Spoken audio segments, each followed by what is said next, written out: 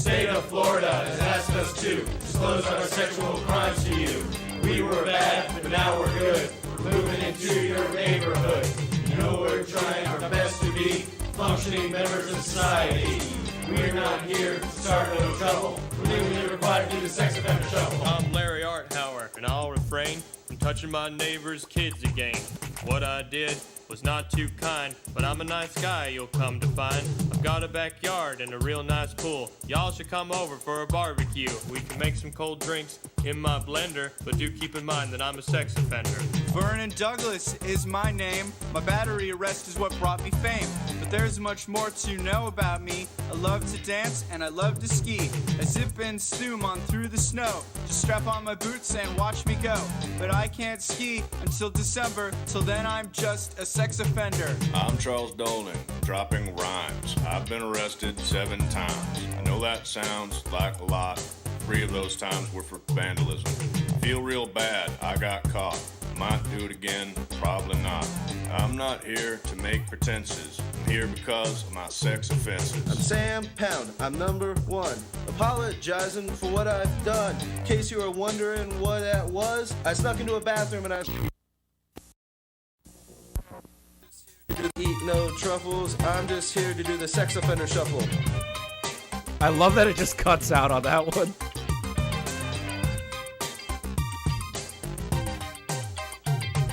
Hey everybody, I'm Laura Hughes, proving girls can do it too.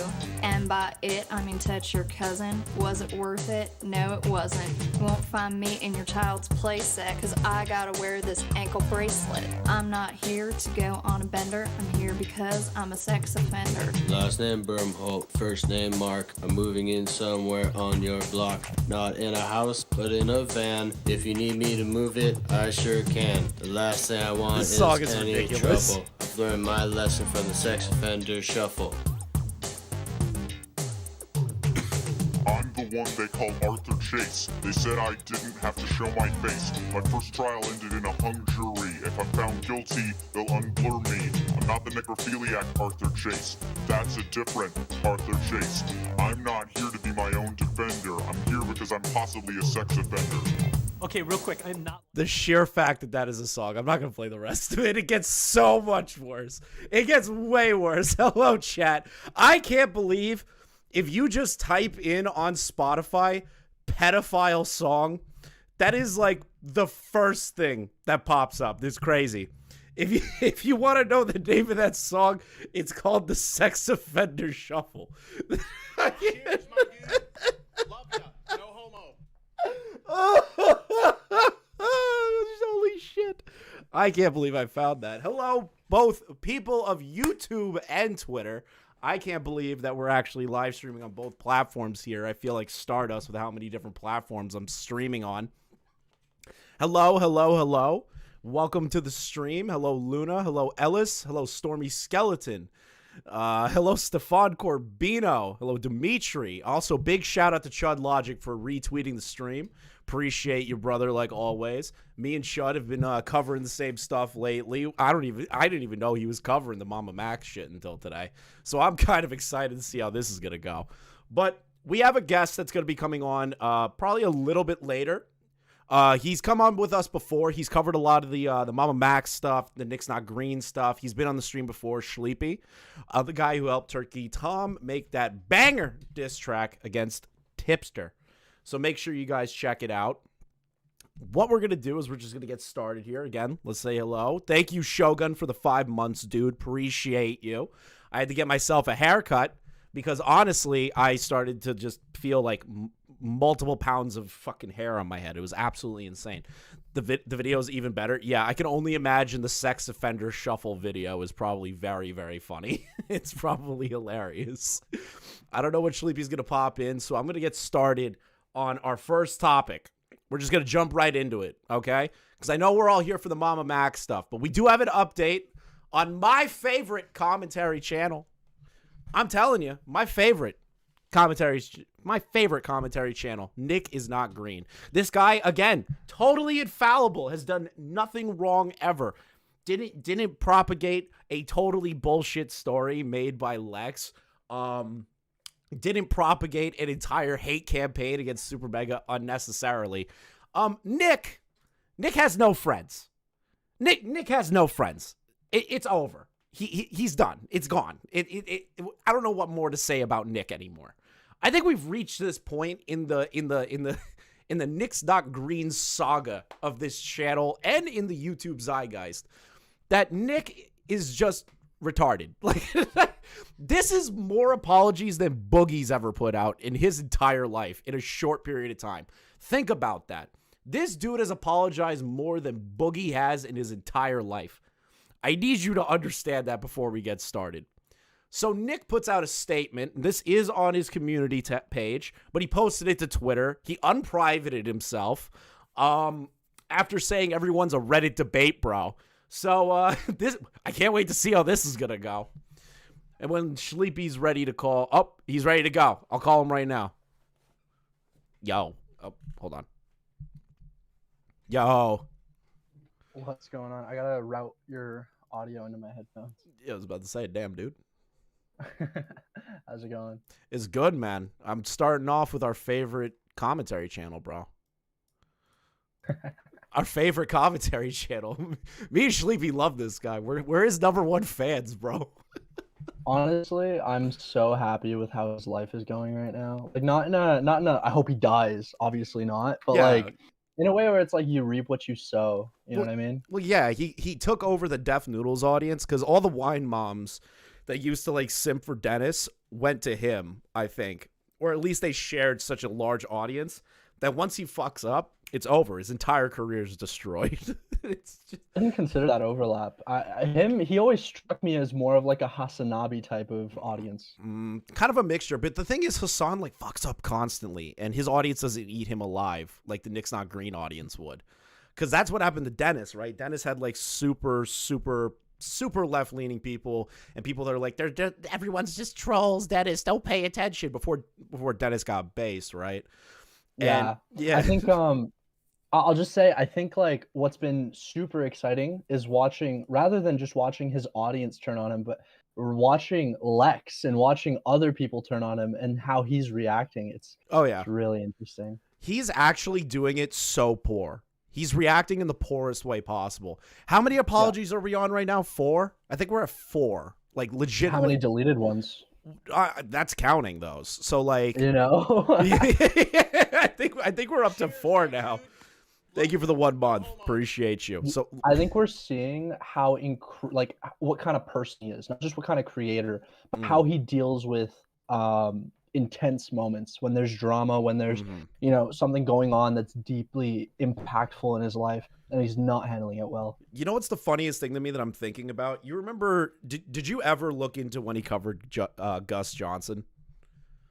I did a little bit, yes. Dude, I remember I was just a viewer during that time frame, so I didn't even like consider making content.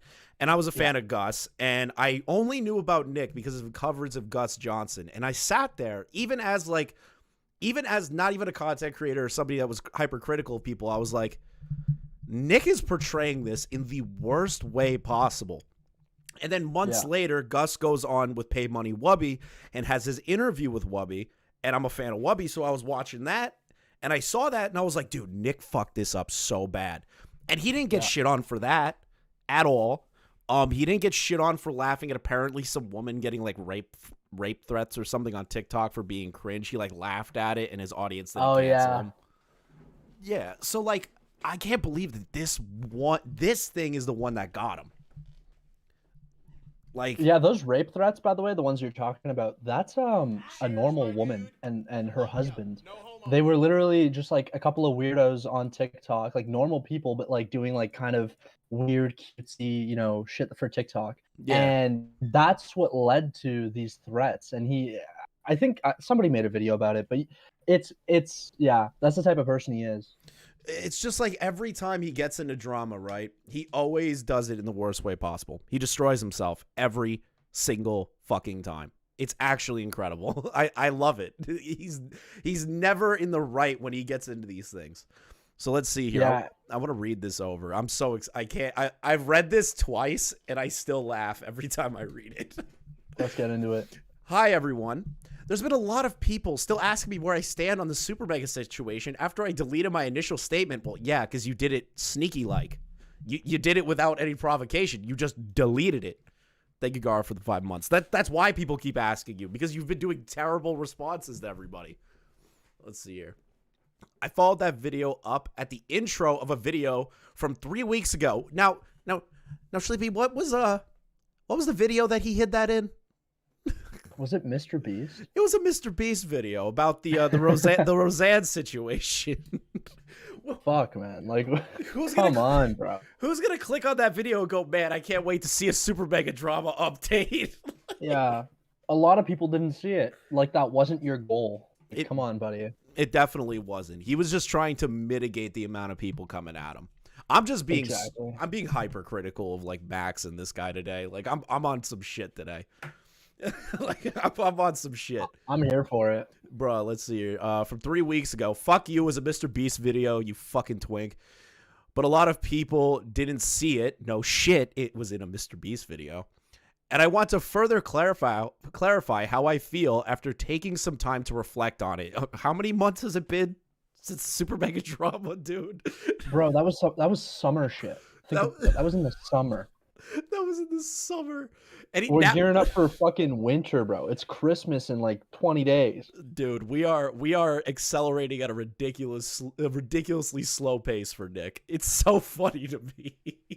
How did it take this long? How has a drama been like it's not even his drama? That's the craziest thing. But he's drawn it out for 5 months. Yeah, and then Lex just mysteriously went missing, but we'll go over what happened recently with her. Just for a quick comparison, I don't know if people remember this. Yeah. The pyro drama of like 2020 that went super viral. Yeah. People were criticizing him at the time because he took too long with his response, right? His big video. Keep in mind, that whole drama takes place in about, I think, 45 days. Yeah. Like, from like the initial video that like came out with the allegations and that person coming out, and then his final video. That's about 45 days. Now we're talking about Nickisnotgreen. This has been 5 months. This is the thing, right? Nick does, again, we both knew this, and I feel like Chud and a lot of other people that were covering, Tom included, all kind of knew that Nick wasn't going to be able to handle this. Like, just like even a little bit, because every time he gets into beef or something, he folds. An example, like when he said go flag Sneeko, and everyone started like shitting on him hardcore about it. Yeah.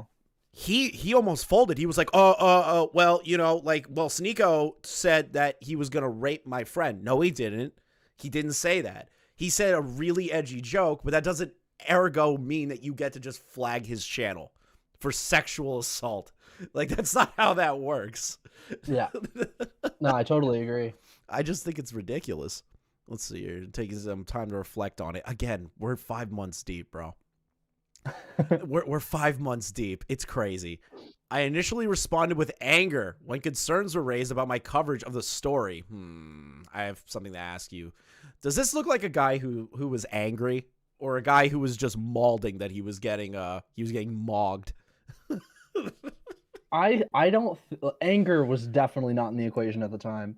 I think his at the time he felt it almost felt like he was looking down upon his critics, you know? Yeah, he 100% was. He kept calling them like Reddit debate bros. He kept saying shut the fuck up, all that stuff. Because the minute Destiny and Tom got involved, it shifted now.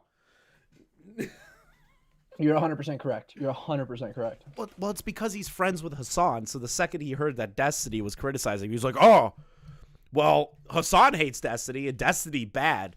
So ergo, all his fans bad.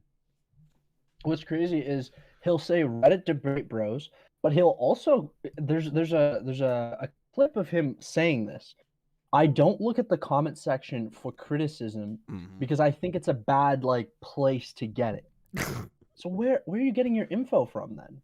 So what I'm thinking is that he's got friends, and then those friends send him stuff. You know what I mean? Every creator has like a group of people, and people send people stuff, and they're like, look at this retard. Like, everyone does it. I'm not going to pretend that I don't do that.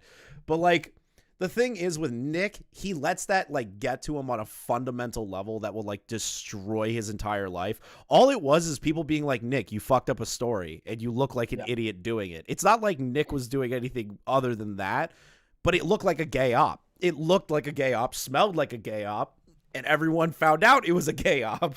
Like, yeah, his links with the crew really felt fishy from the get-go. Yeah, I don't think a single person looked at that like within our sphere and was like, oh yeah, all these people are on the up and up. I don't think anybody thought that. Yeah. Let's keep going here. Considered coverages of the story, because I believe that these criticisms were coming from bad faith from audiences of creators that have harassed me in the past. I'm so happy that Lex isn't getting the blowback that Nick is getting, because as much as I think that she deserves, whatever, but Nick truly deserves it, because I think Lex was, honestly, if I'm being super real, I think she was just some fucking retard with a story, okay? That's what I'm thinking. I think Nick is the controller of the narrative. And in every single aspect, he has made sure that it looks as fucking good on him as it possibly can, and he keeps failing at it. Yeah. Well, I also believe that Lex also has her own hand in it, right? Because she overblew the situation in the first place in context to like the super mega stuff, right? Like with Don and everything, it's like whatever. Not even whatever, because we still don't have evidence that Don even did anything, just word of mouth, right? But if she's willing to like overinflate and lie about the super mega stuff, now it calls into question her actual story, right? And according to Chris, every single girl like Lex, every single one of these Twitter artists / I make OnlyFans content / I'm a model, I live in Hollywood, these types, they all live like this. I'm not joking. What? They're all buying just like one bad interaction away from fucking blowing it up on Twitter. I swear to God. Every single one of them has a twit logger loaded like a nuclear bomb. Look at Mordecai, dude. Look at fucking Mordecai. Bro, don't even get me started on Mordecai. Why the fuck did she get involved? She got involved, I think, because she saw the response that Lex got to her video, how big it got, and she goes, you know what? Let's cook, sisters. Like that's what we're doing today. Well, she also said that she was told this stuff behind the scenes and that she was coerced by Leighton and Lex and others to be like, you should tell your story about how bad Matt was to you. Bitch, it was a hookup. That's all it ever was. You got banged and then let go. Like, it's not that deep. You got banged and let go during a time frame that he was on break with his girlfriend. It happens. Get over it. It's amazing how like heartbroken she acted when like I can just go on like the PH right now and see videos of her getting smashed. Like, it's insane. Well, yeah, you can. Every man can. Let's see here. We're coming in bad faith audience. I hate this line. Bad faith from audiences of creators that have harassed me in the past. Who? Half of like myself, you, Chud, Destiny, maybe Destiny like shit on him a little bit during the flagging of Sneeko's channel. But like, who else was like really shitting on him? Tom? I don't think Tom's ever put out a video about Nickisnotgreen that was hypercritical to the point where he had to completely correct a story. Nobody did that. Who else? There's another guy who's been following Nickisnotgreen since the Gus Johnson stuff. He did a really good video and Shud reacted to it. I forgot his name. But like, that's it. I don't see many other people like being consistent villains for Nick. You know what I mean? I think he doesn't have like a consistent enemy. He doesn't have a rogues gallery, you know? He's not like Ethan Ralph that has like a rogues gallery of villains, you know? He doesn't have that. Let's see here. After reading messages from people in my community who have legitimate and valid concerns. Okay, so basically you're just throwing everyone like myself, you, Sleepy, Chud, Destiny, Tom, all of us, we're all just invalid. Because it comes from a place that he would consider bad faith. But the minute his audience members tell him, now he's like, okay, now I have to retroactively look at this. But why? Is it because he's losing subscribers? Is that why he started listening to people? Motives, what are they? Motives, what are they? Man, it's kind of obvious that you are 100% doing this because your audience is leaving you in mass droves. It's not because you had a real introspective look at yourself, you fucking dumbass. It's because you're losing subs and no one trusts you anymore. If look up Nick is not green and see what comes up as the first result On Google? on YouTube. On YouTube. On YouTube. All right. Yeah. Well, let's take a look here.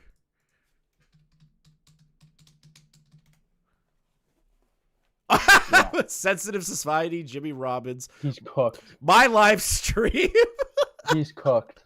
He's so cooked. It's so over. What was the last video he uploaded on Green is Not Nick? All right, so you got because of the Khalid Ballinger stuff. Yeah, okay, bro. Like I don't think his career's over. No, his career's not over, but his credibility shot.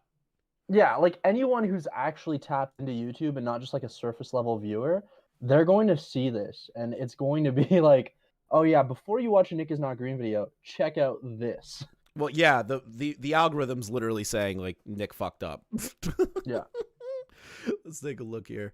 Where are we in my community? Now that I realize that there are a lot of real criticisms about the videos, I hate that he says real criticisms. Like everyone's criticisms before he heard from his community were wrong criticisms or bad faith criticisms. That's not okay, bro. You're fucking pissing me off. About the videos I made that are sincere and point out where I seriously mishandled my coverage and reaction to the story. Hey, asshole. Did they point out the part where you said I didn't look into the story? Of course I'm going to listen to my friend and not look into it like it's a normal YouTube video or do research. Did they point that part out to you? Because I'm pretty sure all of us pointed that out to you. It's incredible to me that he thought that saying, oh, why would I look into the story? This is my friend. I believe all victims. Like, it's incredible he thought that that'd be a good thing to say. This guy's retarded. It fucking hurts. Let's see here.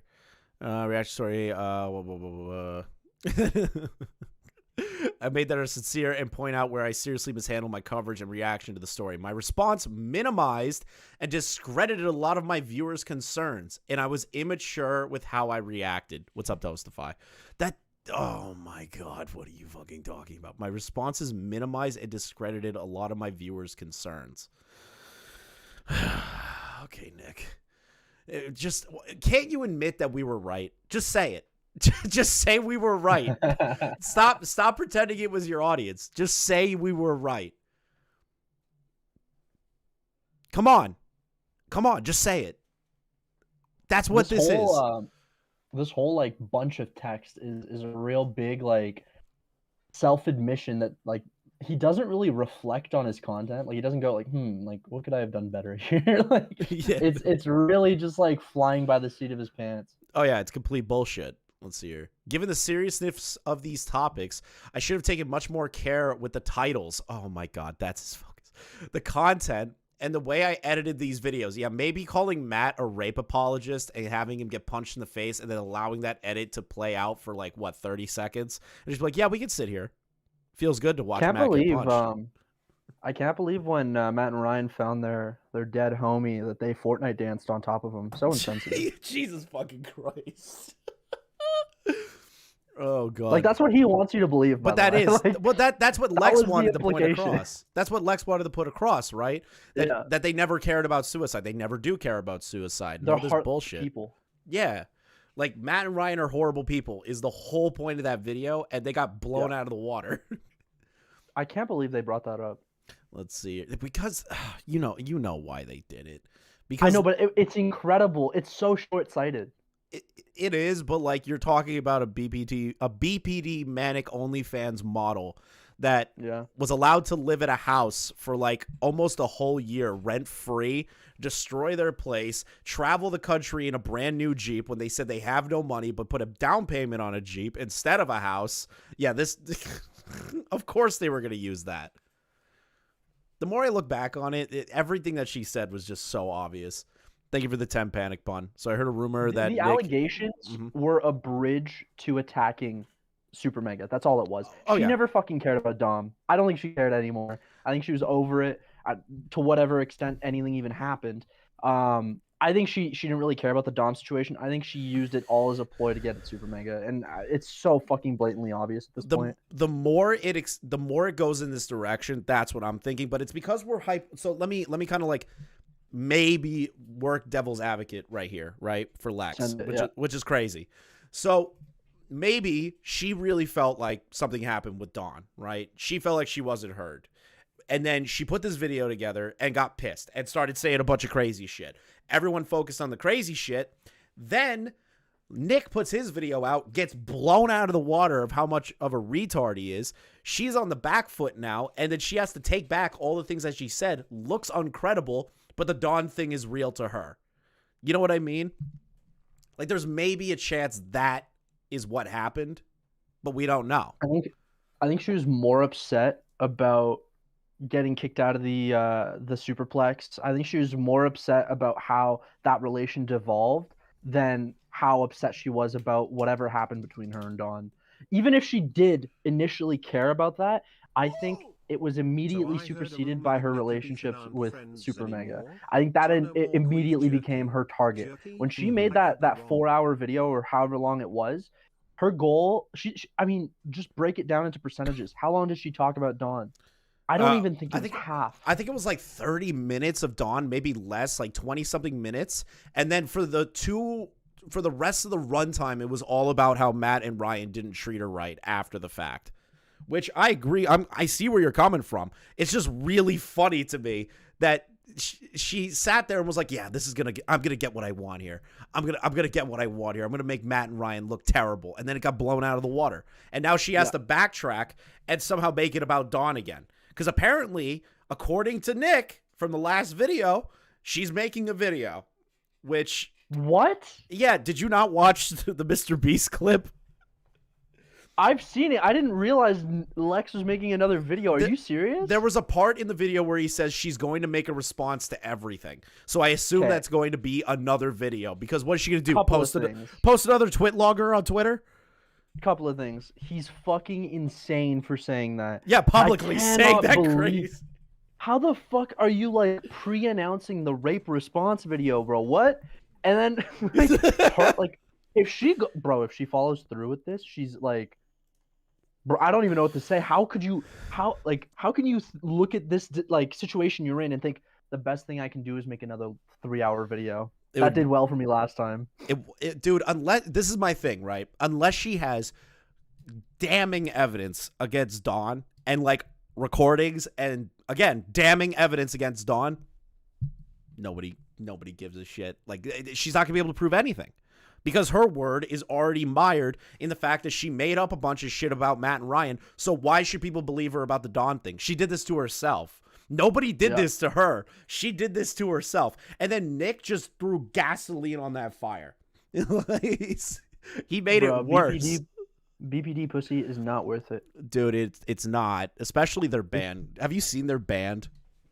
I've only seen Nickisnotgreen's music. You're talking about Queef.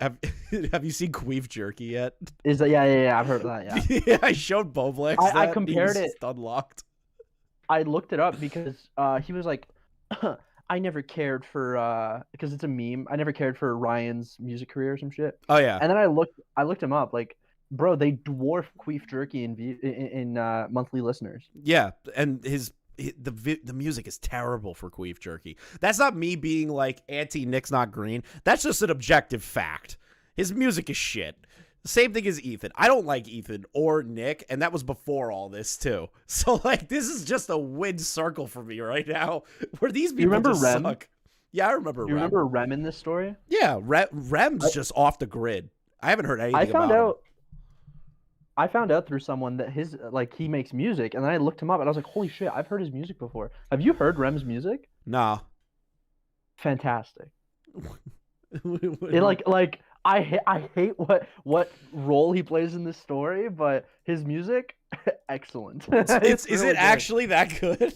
He's actually good. Like, I think if you played it, you'd get a copyright strike, so you can't do that. But you gotta send it to me later. Fantastic. Yeah. You gotta send it to me later so I can check it out. Yeah, I'll look it up. I think actually, you know who told me? You know who fucking told me? Who? Tom. Tom knew about it. Tom knew that Rem made music. I was like, how the fuck do you know this guy makes music? That's so funny, actually. Let's see here. Even the way I edited the videos, I regret the eagerness I had to insult Matt and Ryan in the story in ways that were unnecessary and careless, and for including details about them that were unrelated to Lex's assault. Bro, you said originally that it was necessary to put that in because it was about Lex's story. Are you joking? Yeah. Bro, what are you doing? Thank you for the 5 gifted, Doug. But, like, what are you doing? Bro, he is backtracking so hard after getting roasted to death. He's destroyed himself. Regardless of the eagerness. He regrets the eagerness. Yeah, but he doesn't Not regret... even the fact that he did it. Yeah, that's the issue. You just holy shit. That's another issue. He never like said I apologize for being a total dickhead. But like now it's like the eagerness for it. How about the subject matter? The implication is like, yeah, guys, I was just a little too excited to cover the subject. Like, what? You shouldn't have covered it. I was really excited for the next rape review. Legit. Oh, I really wanted to talk about how they found their dead friend on the floor, bro. Like, Jesus Christ. Let's see here. Bad rank. We got the eagerness and for including detail. Okay. Regardless of whether or not these details were talked about in Lex's video, I should have been much more careful about the way I presented them, and I'm sorry for that. Okay. Okay, dude. It took you until now to apologize for that? All right, cool. I was trying to help a friend, but I was stubborn and emotional instead of taking the proper time to hear how I could have done better from people who were rightly concerned. This happened during the Gus Johnson shit. Almost to a T. Because Sabrina overinflated that story significantly while Gus was trying to be a little more low-key about it. And Nick just came out of nowhere and was like, Gus Johnson's a horrible goddamn person. Absolute piece of shit. Piece of shit. And he was like, it's my friend. Of course I'm going to take her side. Stop doing that. You can still be friends with people and cover their stories, but you don't need to take them at their word. Maybe talk to the other people. I really hope Nick at least got some head for all of this, you know, like for his troubles. Like something. I would hope, bro. You would hope you get a little like slop 1 top. year free OnlyFans, you know? Yeah, some for all the bullshit. The thing is, Here's a discount code. She definitely won't be giving him a discount code with all the likes, the like tweets I've seen from her. Let's see here. I'm sorry for that. I was trying to help a friend. Oh yeah, true. I forgot about that. I wrongly gave more value to the opinions of those who agreed with me over those who were holding me accountable for valid reasons. That is something I deeply regret. I should have supported the victim without getting directly involved, but instead, by choosing to cover a sensitive story that involved people I was close to, the outcome of my actions hurt all the parties involved. Yes, that's how that works, dumbass. I'd actually go back. I'd actually say that he's mischaracterizing what happened. I should have supported the victim without directly getting involved. Okay, that's a fair statement. But instead, choosing to cover a sensitive story. No, that's not what got you in trouble. What got you in trouble was misrepresenting a sensitive story. And then afterwards, you decided to cover a whole bunch of topics that were irrelevant to the story at hand. The story is about a woman who claims she was sexually assaulted. You decided to go into deep fucking lore about how their channel's falling off, their music sucks, let's watch him get punched in the face. Oh, and also he found his dead friend and laughed. Yeah. Oh, and that also, Matt is a rape apologist. We can't forget that part too. Yeah, it has nothing to do with choosing to cover a sensitive story. Shut the fuck up, dude. Man, I hate him. I hate him so much. I love it. This dude brings out like all the hate that I have for like a fellow commentary channel. I wouldn't even call Nick like commentary. He's like reactionary TikTok reactor now. He's normie commentary. Yeah, he's normie commentary. He's not somebody that will like introspectively look at something. If his friend's in trouble, he'll jump on it immediately versus like looking at it from all angles and going, okay, maybe my friend fucked up here, or maybe my friend's going a little overboard. I just don't say anything publicly and I support her behind the scenes. That's all you had to do. That's all you had to do. Instead, you destroyed yourself, bro. He's got the archetype of like suck up teacher's pet. You know what I mean? Like kind of like, hey teacher, did you remember we have homework today? And I think that's what makes him so fucking easy to hate. And he just gives you the ammunition. He just gives it to you. He's like, yeah, here, hate me. Jesus. I love it. I regret the way I approached reporting on such a serious topic. I'd apologize to any victims of sexual assault that I've disappointed. Bro. Okay, you can apologize, but you also realize what you've just done there, which means if you fuck up again, this is going to be 50 times worse for you. the minute you make this kind of apology, it's so over if you even slip up once. I also want to apologize to those who support me and watch my content for how this has been handled.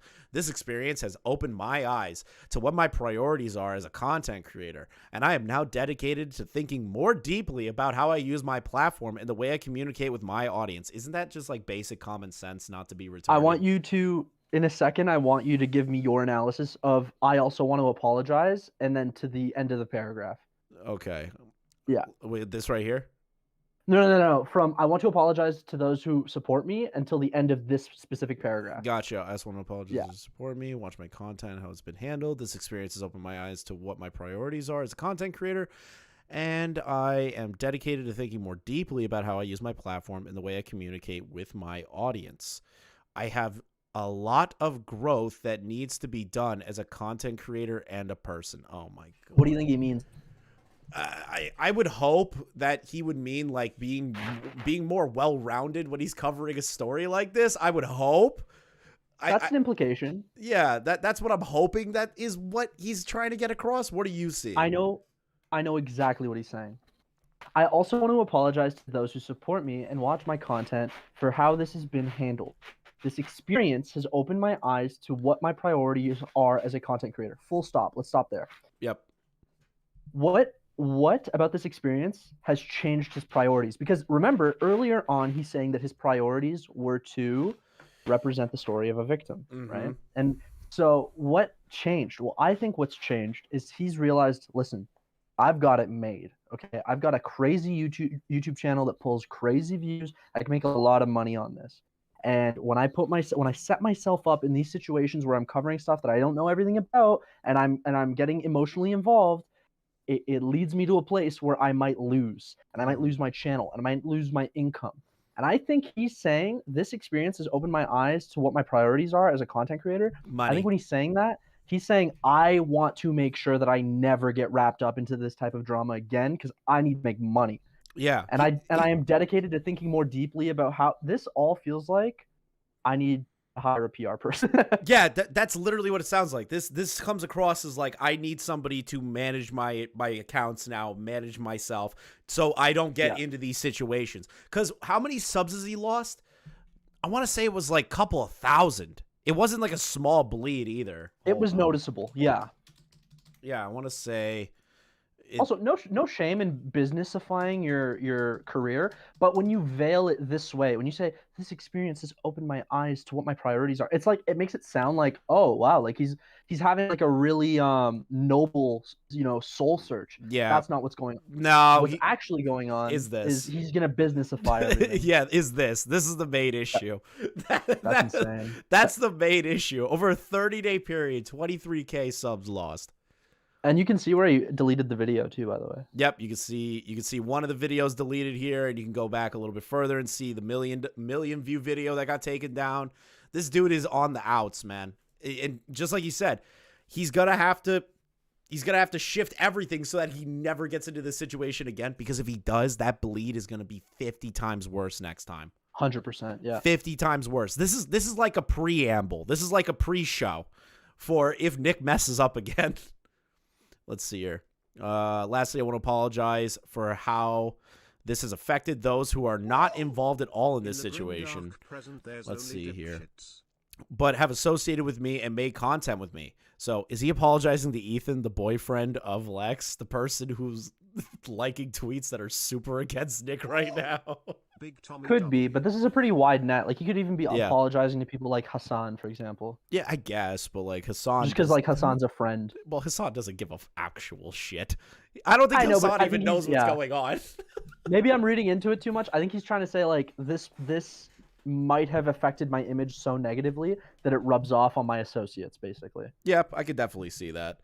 I feel awful that my actions have caused people to stop supporting me who have absolutely nothing to do with the situation solely because they are my friends or loved ones. Please don't let how I handled the situation reflect those who are in my personal life. So is he trying to say that like people are trying to contact people in his personal life?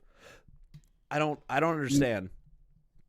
Maybe. I just think it's oh, how could you associate with so-and-so? You know what I mean? I think that's the type of shit. The guilt by association bullshit. Exactly. That's fucked.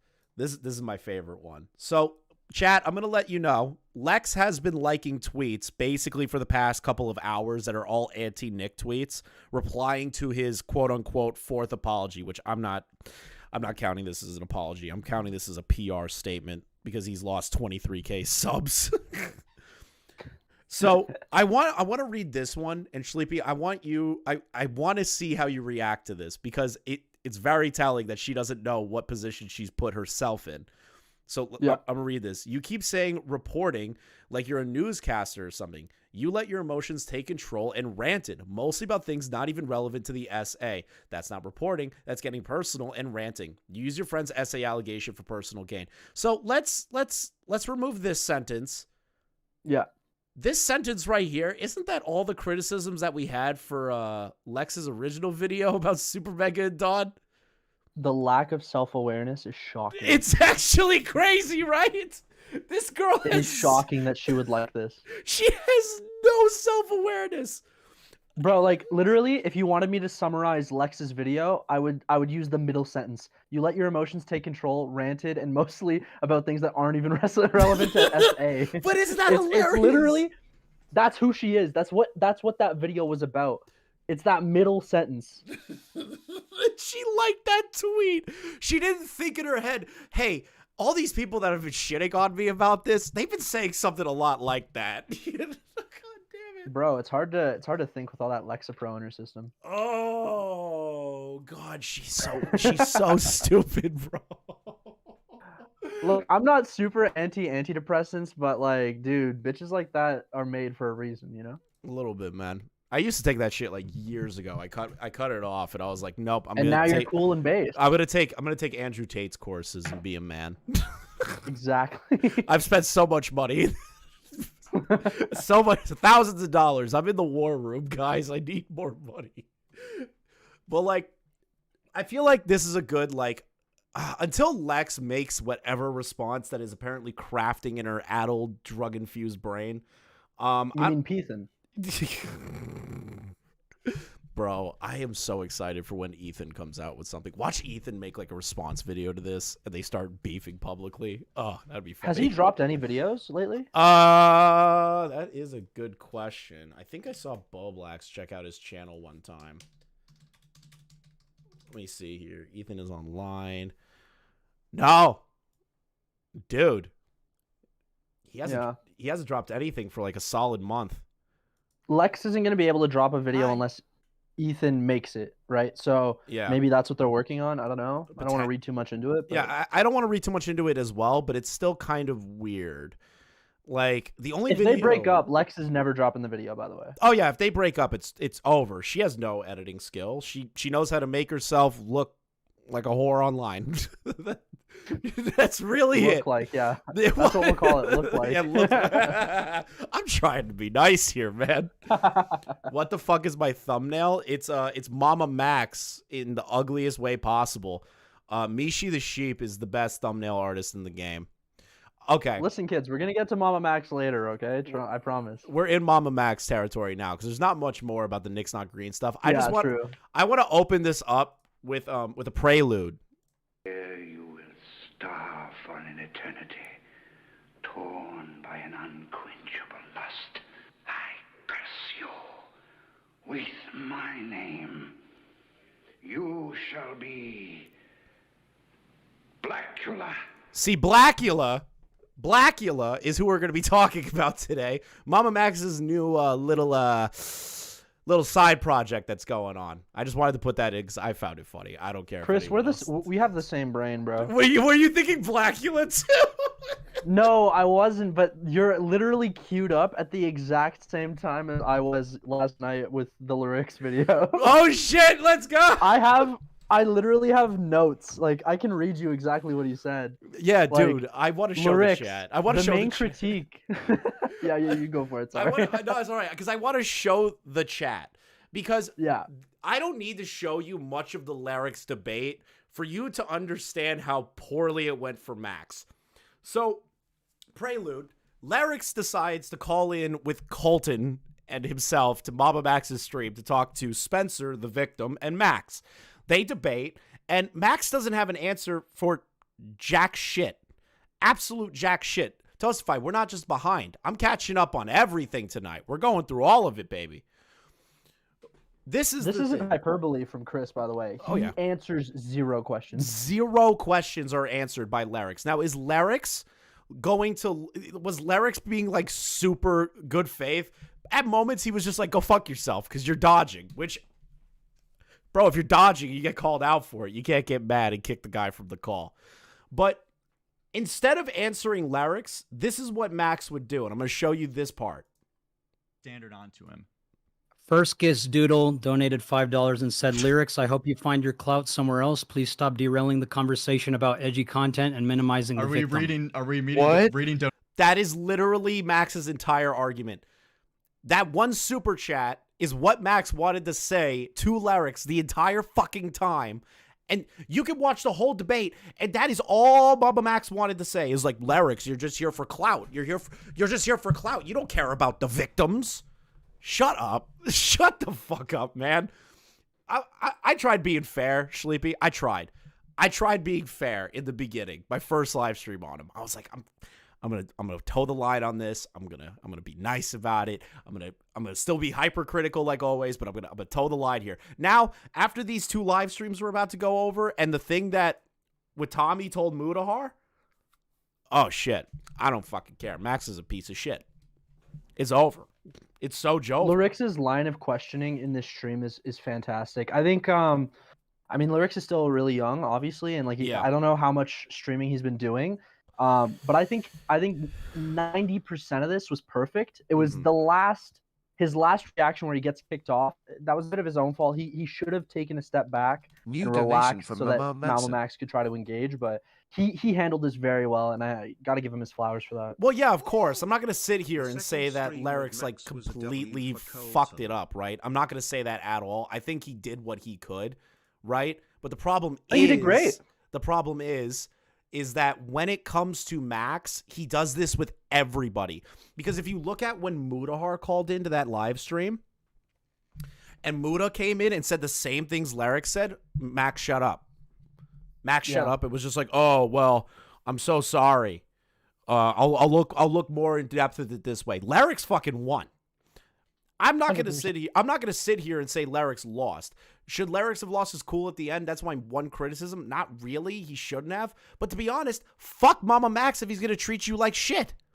Fuck him. Yeah, I want to watch this and then I want to give you my analysis. Yeah. So let's keep going. I only brought it here. I haven't even gotten to like the whole call yet. If you want to go over the call, the rest of it to me is a little irrelevant. I find that the 58-minute mark is where things start to get juicy. 58. All right.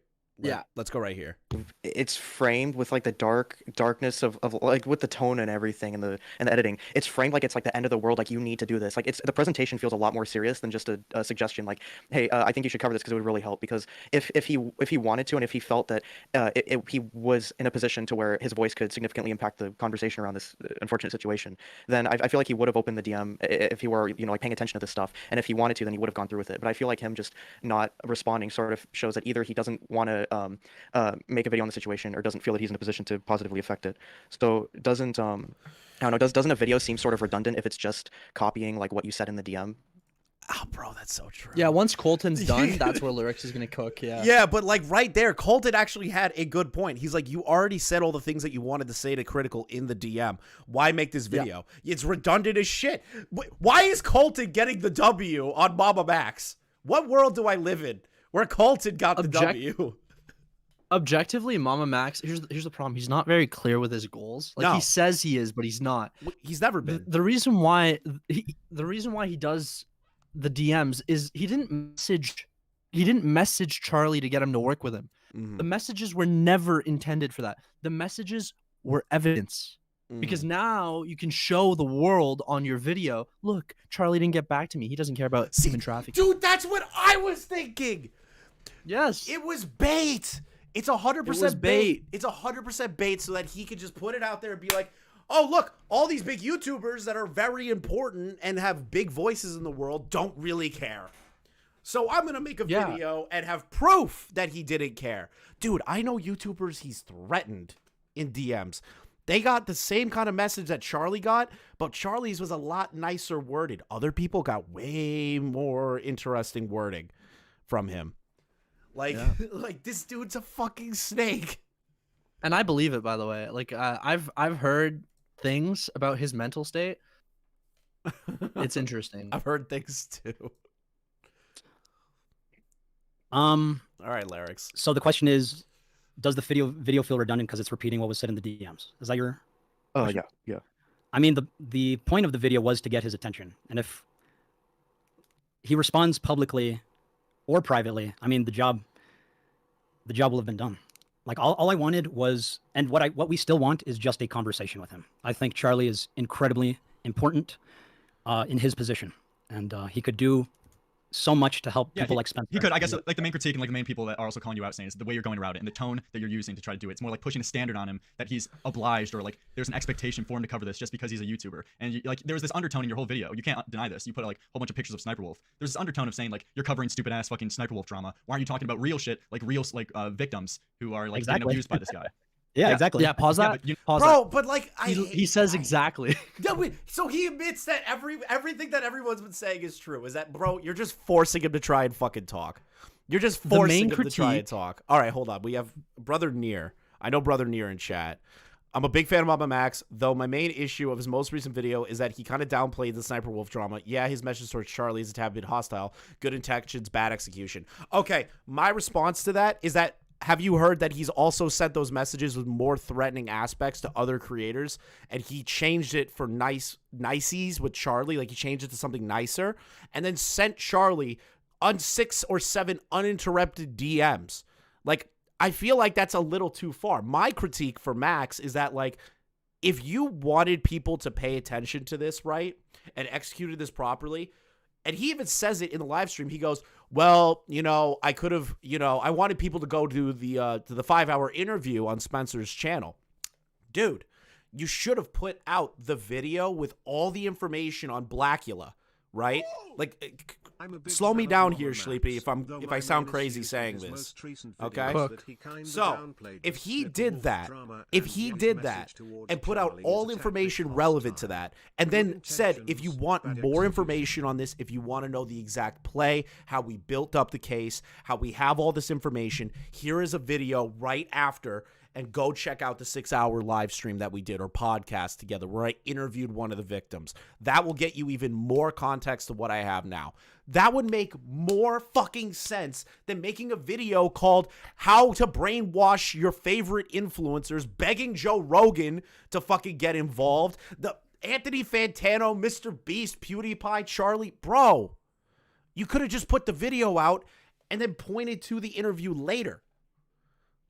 That's my issue. And I'm not like coming down on you, Near. I'm just saying that's my fucking issue with Max. Do I sound crazy saying that? So a couple things. Brother Near's makes pretty good content. Yeah, I know. I've seen, so Brother Near's obviously we're not putting him down. Yeah, of course not. He's a good guy. But what I will say, and I agree with you, it's like, do you even know? Like, okay, first off, do you know the assailant, the person who did the trafficking? Do you know their name? Apparently he does. The name's been in all the videos. His name is Camden, right? He says it a couple times at the beginning of the video, but most people don't even remember what the fucking guy's name is. Like, the whole point is to spread, you know, information about human trafficking. Bro, you're talking about this Camden guy. Half the people that are watching the video only know it's about Charlie. And then the other half, right? Here's the thing that's crazy. What did Camden even do? We don't know. The thing is that he's just saying, this guy is a predator. Okay, where's the evidence to show that? That's the thing. Well, let me tell you about Charlie. You know, like, what the fuck? Like, tell me about the... I get that it was an attention ploy, and that's what it all was. And again, I like what Lyric said. The main critique is the way you're going about it. Like, he's obliged to cover it because he's a YouTuber, when that's not what he made his money doing. Yeah. Like, he literally didn't. This is my issue with the Max stuff. It's just his execution on every aspect of this is complete crap.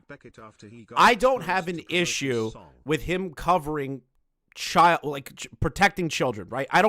Whatever. It's what he wants to do, and he feels like it's a morally just cause, which To me, honestly, making a YouTube video about it is not the same as putting a foundation together to actually help victims. It's just putting a YouTube video together. It doesn't do anything to the overall society. It doesn't change anything. It brings attention to it, but it doesn't fucking actually do anything important. At best, it's high-risk edutainment. That's it. Spencer said they're holding evidence with the survivors, so it doesn't affect the investigation. Okay, here's my response to that. Why go public with all this stuff then?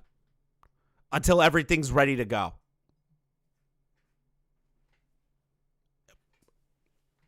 I couldn't answer that, man. Why go public with all this stuff then? If you want to make sure that the lawsuit works out, if you want to make sure all evidence is presented to the police, if you want all evidence presented to the prosecutor, and nothing gets in the way of that, why go public about all this stuff? Then on top of that, he apparently knew about this story for 6 years and sat on it. And now it's coming out, but now they're also saying, well, we're not 100% ready to do anything just yet. Why talk about it then? Just keep sitting on it until you're finished. Like, there's my issue. And we're not even talking about another thing that I don't like about Mammamax, which is his delivery and his tone and his theme. Like everything feels so icky. It does. And this is the thing. He's like, well, the importance of these videos is to get across like how awful this shit is. Okay, we understand that. The problem is that you're adding an element to make it like, I don't want to say entertaining to some people, like kind of like a gore fetish sort of thing. I don't want to say it exactly like that, right? But you 100% what he's doing. By the way. Yeah. You could have that opinion. For me, I think he just thinks that's his stylization and how he can get people to like really pay attention to it. But he doesn't understand that content and that style of content does not jar with the normal audience that he wants this information to get to, right? He doesn't want to get like. He makes content that makes normal people log out. They don't want to watch the rest of the video because it's so disheartening and it's so gory, it's so gross. Instead of just making a concrete video that the normal YouTube audience would pay attention to, and a whole group of people will be a lot more inclined to watch it and hear out the information compared to watching a guy wearing a pig mask murdering people and creepy tones and all this shit. And then he talks about it being Didn't in his comments video, he's like, the Mammamax universe is actually about the pedophile cabal. And I was like, Mammamax universe? Did you create your own MCU for pedophiles? Like, what are you talking about? Like, why are you calling it the Mammamax universe? And what's crazy also is he talks about like I have a quote from him here from his original video, an opportunity to use our platforms for more than just views and likes. And it's so funny because like you look at true crime, which is a very successful genre in podcasting and YouTube videos, and it lines up exactly with what type of content he makes, right? He's basically doing live action true crime. Yeah. So rather than continuing that and rather than, increasing his production quality to the point where he can get millions of views and get these stories out there, he's wasting time talking about people like Charlie. It's just aggravating because, like you said, he could go to a large true crimes channel and talk to them about it. They would actually probably have more reach, which means ergo Charlie will see it because Charlie watches true crimes channels all the time. Even though like JCS or some shit. Yeah, he can build his own true crime channel if he fucking wants to. He wants to be this weird, edgy, I'm Max Stryker. Yeah. I'm a filmmaker dedicated to empowering children. Like, okay, pal, shut the fuck up. We get it. You're fucking Jesus Christ. Move on. That's the issue. That's what everyone looks at him as. He's not looked at somebody that is doing good. He looks like this dude that's just profiting off of this shit. It feels like he wants to be a deity. Like he's got a god complex. Yeah. Like I'm not here because I don't know Max on a personal level. This is all me looking at his content and how he's handled himself over the past few days. I think this dude unironically thinks he's more important than he really is, that his content's more important than it really is. It is important. If you want to cover child predation and help children, do that. But instead of just relying on Patreon and a YouTube video, maybe put that money towards a foundation. Maybe put that money towards a group of people that'll actually be professionals and handle it and not be a YouTube vigilante. Which 90% of the time, if you've noticed from the EDP stuff, that stuff doesn't ever get resolved. It gets worse. And they get off because YouTubers do not know what the fuck they're doing. I totally agree. You know how that's ridiculous. As I said earlier, there's always going to be a bigger issue. Like, just because you're covering this, I'm not pushing a standard on you that you have to talk about Israel-Palestine, even though that's a bigger issue than what you're covering right now. Just because we're YouTubers or someone has popularity, they shouldn't have an expectation or standard pushed on them for them to cover whatever topic you want them to cover or whatever is serious. You know, he blew up off of covering commentary videos. It's not like there should be an expectation for him to talk about your specific police report story that you want to get someone locked up for. That is so accurate. He doesn't have to cover it if he doesn't want to. Yep. Like that's the sentiment that everyone has right now. Yeah, that's literally it. You don't have to cover it if you don't want to. But don't try to tell people that they're pro-pedophile because they don't want to cover it. That. Yeah, he called Tommy pro-pedophilia because he had Mr. Girl and Vito on a live stream randomly. And Tommy was like, I don't believe who you say you are, Max. And then next thing you know, Max is putting in QR codes saying, I'm going to sexually dominate Tommy C and all this fucking weird shit. Like, that's not normal. Like, that's not Bro, I mean, normal. we're forgetting that he called YouTube. He's like, he asked YouTube to make a choice. Remember that? Yeah, the pick a side YouTube thing. Yeah. Like, he does this semi-annually. He just comes out and, like, shits all over the platform. It's just an aggravated moment because, like, he could do good. He could. But the way he goes about it and his execution is poor. That's why I'm shitting on him so much. I really believe that he could do better, but he's not. He's fucking up. I think we can all do better too. So industries like human trafficking and problems like global child exploitation are issues that all of us need to join together to fix. And I think when you have a platform, you could say the same thing though about like fucking activism for like bigger issues like the war going on Israel-Palestine. Like I keep saying it. Well, they're all you can big use issues. the same. They're I know, all but big you can, issues. no, but I'm saying there's always a bigger issue. Someone could say the same thing to you. That's why I don't think the critique holds that much water. That's so accurate. Like, because there's a couple. But the thing is like people turn around and will go, how come you're not covering Israel versus Palestine? Like Hassan with Willie. Hassan's like, you don't have any real political beliefs. You don't even like care about like Israel and Palestine. How come you won't cover that, but you'll cover me? That's literally what Hassan did to Willie. And also think about what Mammamax just said, right? Lyrics goes, you could say the same thing about criticism for bigger issue or activism about bigger issues like the wars in Palestine. And then Mammamax responds, they're all big issues, right? Now, I agree with Lyrics. I think that there's obviously scaling to issues. You know what I mean? A cat in a tree versus Israel-Palestine, they're completely different scale. Oh, yeah. But Mammamax says they're all big issues. Okay, so if everything is the same size issue, if everything has the same amount of meaning behind the issue, then what are we doing to make decisions on which issues we cover and which we don't, right? Well, it comes down to personal taste. I was literally thinking that. I was going to say personal preference. It's up to that. If you want to cover YouTube drama and retarded shit, you could do that. If you want to cover child exploitation, you could do that. When Mammamax says they're all big issues, it directly conflicts with what he's trying to get across as a point. Because in his video, right, I think we all agree that Mammamax has some entitlement issues. He says an opportunity to use our platforms for more than just views and likes. It's like he's saying there's a greater cause. But then when he's talking to Lyrics, he's saying, oh, well, they're all big issues. It's just aggravating. Because, like Lyrics is saying, you could flip it on your head. Well, you're saying that child exploitation is very important. Israel-Palestine is really important. And he just blanket statements. Okay, so that just ruins your point that child exploitation is the most important thing that every YouTuber needs to talk about. Yeah. It's just stupid. Like you're Mammamax, you're covering this small case with this small cult leader, but there's much bigger things in the world right now that are bigger issues. So someone could say the same thing to you. Well, yeah, and that's why I'm trying to make the conversation not just about the cult leader, but about global child exploitation, which I think is probably one of the greatest issues in our world. Okay, so now it's like, yeah, you can say the same thing about Israel-Palestine, but now child exploitation is taking it up a notch. Now it's another notch up after you agreed it can be the same, and there are big issues in the world. Okay, bro. Oh my god. He loves large, like, sweeping platitudes. Oh god, the deflection is so fucking heavy. Yeah. Okay. You saw all the human trafficking. Do you really not see my point? I feel like it's like very obvious. Just because Charlie is a big YouTuber, there shouldn't be an expectation that he should be able to cover like child fucking like rape or child sex trafficking or human trafficking. You know, that's ridiculous to try to push that onto him, and you're doing it very in a manipulative way. That's the point I'm making. I think we can all do better. I love that's his only response. We can all do better. Yes, we can all do better. Absolutely.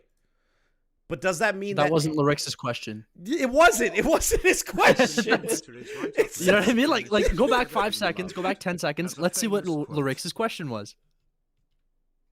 Yeah, child sex trafficking or human trafficking. You know, that's ridiculous to try to push that onto him, and you're doing it very in a manipulative way. That's the point I'm making. I think we can all do better.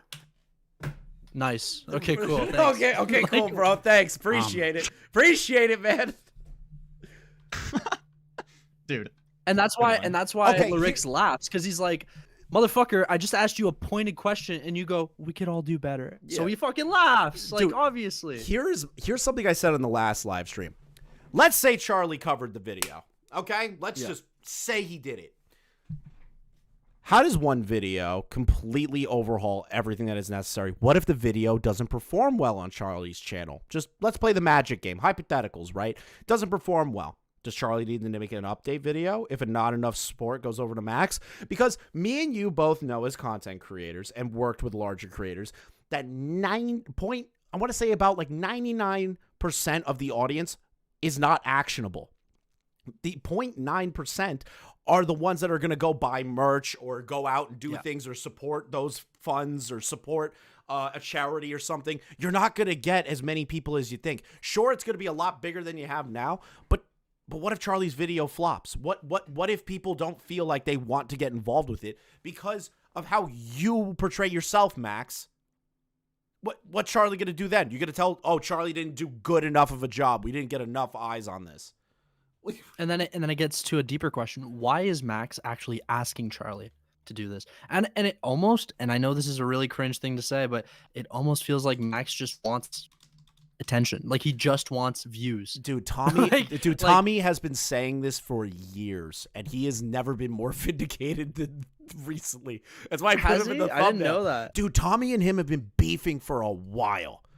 Like, it feels like Max is lazy and just doesn't want to. And I don't want to say that, but it feels like he's lazy. He doesn't want to upload enough content to blow up. It's almost like he wants other high view subscribers to like recommend him because he's doing a good thing. So the thing is that he wanted, and he admits it, he wanted people to react to the videos. That's what his initial idea was. Yeah. But the way he went about it turned off all people from reacting to the video, and instead of paying attention to the deep, intricate Easter egg details that he was hoping to put in there, people got annoyed with it and thought it was retarded. He did that to himself. That wasn't because the content or the messaging was bad or the messaging was out of this world. It's because the video was shit. It was an epileptic seizure. And on top of that, you also made everybody think if you don't agree with us 100%, you are pro-pedophile. You did that to yourself, Max. That's how you carry yourself. God. Do you want to know? So, yeah, what do you got? Before we go any further, do you want to know what he says in his video? What? He said, like, in his initial video, this is like, he's describing the problems that we face as humanity. He goes, 1, escalation of human trafficking. 2, insidious growth of destructive cults, right? So you're like, holy shit, like, this guy actually, like, he's got some points. Let's see what he's going to say next. He goes, and other heinous crimes. Like, bro, what the fuck? Like, why? You went from being so like specific and like, oh yeah, let's talk about it, to like, oh, I'm actually just out of ideas. Yeah. Our intention in reaching out was not to criticize, but to collaborate. That's what he says to Charlie, by the way. Yeah, I know, but like, you titled the video "The Ultimate Cancellation" and tagged Critical's channel. Like, what is wrong with you? Let me send you my tweet because I prefer the way I phrased it. I'm gonna send it to you, and I want you to read it. Oh yeah, hold on, let me find it. 100%. Yeah, here it is. I'm just annoyed with this shit. Here, let me send you this. I'm getting. Open it up and read it, and I want you to read it with emotion. You want me to read it like? You want me to read it with like sad emotion? What kind of emotion are we looking for? No. I want read it the way that it feels like you should read it. Mamamax. Scumcunt changed the title and thumbnail after his attempt bombed. Yes. Scum cunt. I'm trademarking it, and that's what I'm calling this guy from now on. Fair enough. I can't even argue with you on that one. Like, I don't hate Max, but I feel like Max acts like an asshole, and then he's confused why everyone thinks he's an asshole and doesn't want to cover his stuff. He acts like a vigilante in a movie. It's funny. It's comical, like how stupid it is. My name's Max Stryker. I am Batman. Like, okay, pal. Okay, pal. Just tell me about the fucking kid that got raped. Okay, I'm here for the fucking.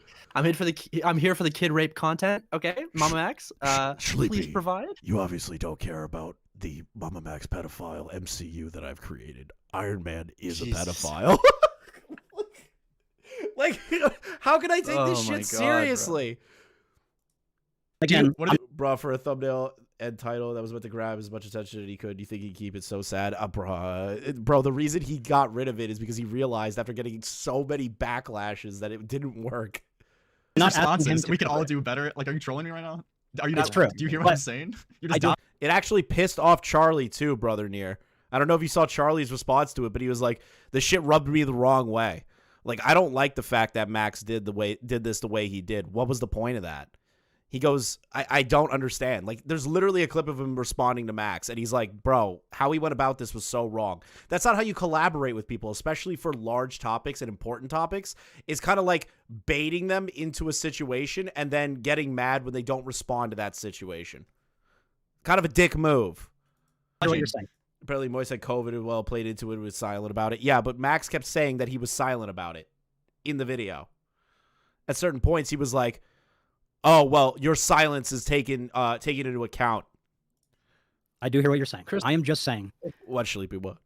If I'm a serious content creator, like, am I giving this guy the time of day? Like, if I'm Charlie, if I'm PewDiePie, if I'm like Mr. Beast, like, this guy's a loose cannon. Yeah. Like, this guy's insane. This guy's going to ruin my public perception. What are journalists going to think when I go to promote, this guy who makes human trafficking videos, and when the journalist clicks on it to review, because they want to cover the story too, they go, I'm Max Stryker. I talk about CP and shit. Like, dude, nobody takes this guy seriously. Half because his fucking content is weird. Yeah, that's the issue. If he made the videos less, what's the word? What's the exact word I'm looking for here? If they made dramatic, if he made them more aesthetically pleasing for people to digest the information versus it being all flash and show, more people would be on his side for a lot of the things involving like helping out these kids, obviously. But again, if a journalist goes and sees that video, they're like, "What the hell is this? What is this? Like, what is these flashing lights? What is all this shit? What's going on here?" Yeah, I mean, it's an objective truth. We can all do better to help fix these global issues. You're dodging and like deflecting what I'm saying though. Like, that's not actually a response. Like, we could all do better. Let's all hold hands. Like, it's not a we can do response. better. It's pretty Colton. vague because it's not. You can shut up. Because it's pretty like you can't really apply it to any specific situation. Because how this is something I want to ask you as well. If that's all right. No, Colton, you gotta shut up. You gotta shut up. You gotta shut up. Your time. No, shut up. Okay, here we go. This is where Larry starts arguing with Colton. God damn it. But think about how he got here, right? Like, Lyrix is asked by this point, because I actually wrote it down. I know how many questions he asked. He asks at 59:40, he asks about, and he says the main critique, and then he goes, the way that you're obliged to cover it. So he's asked one question, maybe even two if you want to say. Yeah. Mammamax at an hour responds exactly, right? So he's offered no response to that question. Then Lyric asks another question about how there's going to be bigger issues. How can you make that make sense, right? Mm-hmm. If there's bigger issues to cover. So this is his fourth question he's asked so far. Mammamax responds, they're all big issues. So he's asked multiple questions by this point, and every time he asks, he gets a platitude. He gets a bullshit response. Yeah. Empty calorie words, right? We could all do This better. is his reaction. Exactly. We can all do better. This is now Lyrix. I'm 4 minutes into asking a bunch of questions, getting no answers. This is how he reacts. And when you put that into context, you kind of understand why is he getting frustrated? Well, because this motherfucker's not engaging. Toastify, I don't have the head tie clips. I don't have the head tie videos on blast. I don't have those. I don't even want to watch them, man. What even is that? He reviewed hentai. Mammamax. Lyrix? No, Mammamax. Oh, at one Mammamax. point. Yeah, Mammamax at Okay. one point. At one point used to review hentai and like made jokes about how bad hentai is, or maybe he just reviewed it in general. I've never seen that video. All I heard was hentai reviews, and I'm like, I'm out mentally. I don't want to hear this. Well, in that case, Mammamax and Lyrics have some shit in common, I guess. Oh, are we not allowed to talk about that? No, I just did you have to do the man so dirty? Bro, everybody, listen. Lyrics, I don't think he's a freak, but he's been a freak on the timeline at time to time. Okay, maybe your viewers don't know that. Oh okay? no, they this know. is a couple they of years know. ago. They know. I have a mix. Okay. I have a mix of like everyone's audience. A lot of them will know that reference. Yeah, for context, I like Lyrics. He's a great guy and all that. But listen, it happened. He did post that shit on TL. He did like some shit. He did. I'm not gonna pretend that's not what happened. You know, like I'm cool with him, but I'm not gonna pretend like that didn't happen. Nah, shout out Lyrics. Yeah, shout out Lyrics. He's doing good live streams. I like what he's doing. Lyrics just want a dumb, sweet, petite anime girl bitch.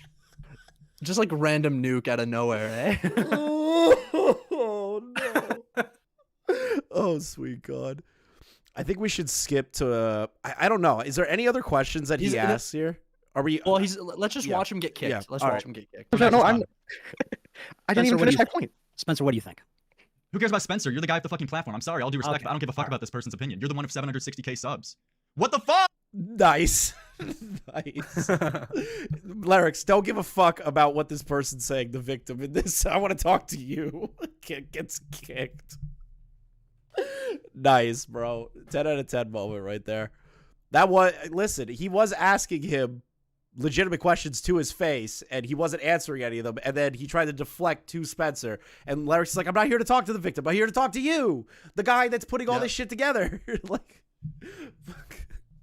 yeah, again, like I said, I think for the most part, ideally he would have handled this last second better, because then he would have gotten more questions in. But again, with the lack of answers to his questions, I get why he got frustrated. Would you okay, this is gonna sound a little nuclear. Do you think he was hiding behind the victim at one point because Lyrics was starting to grill him and Colton?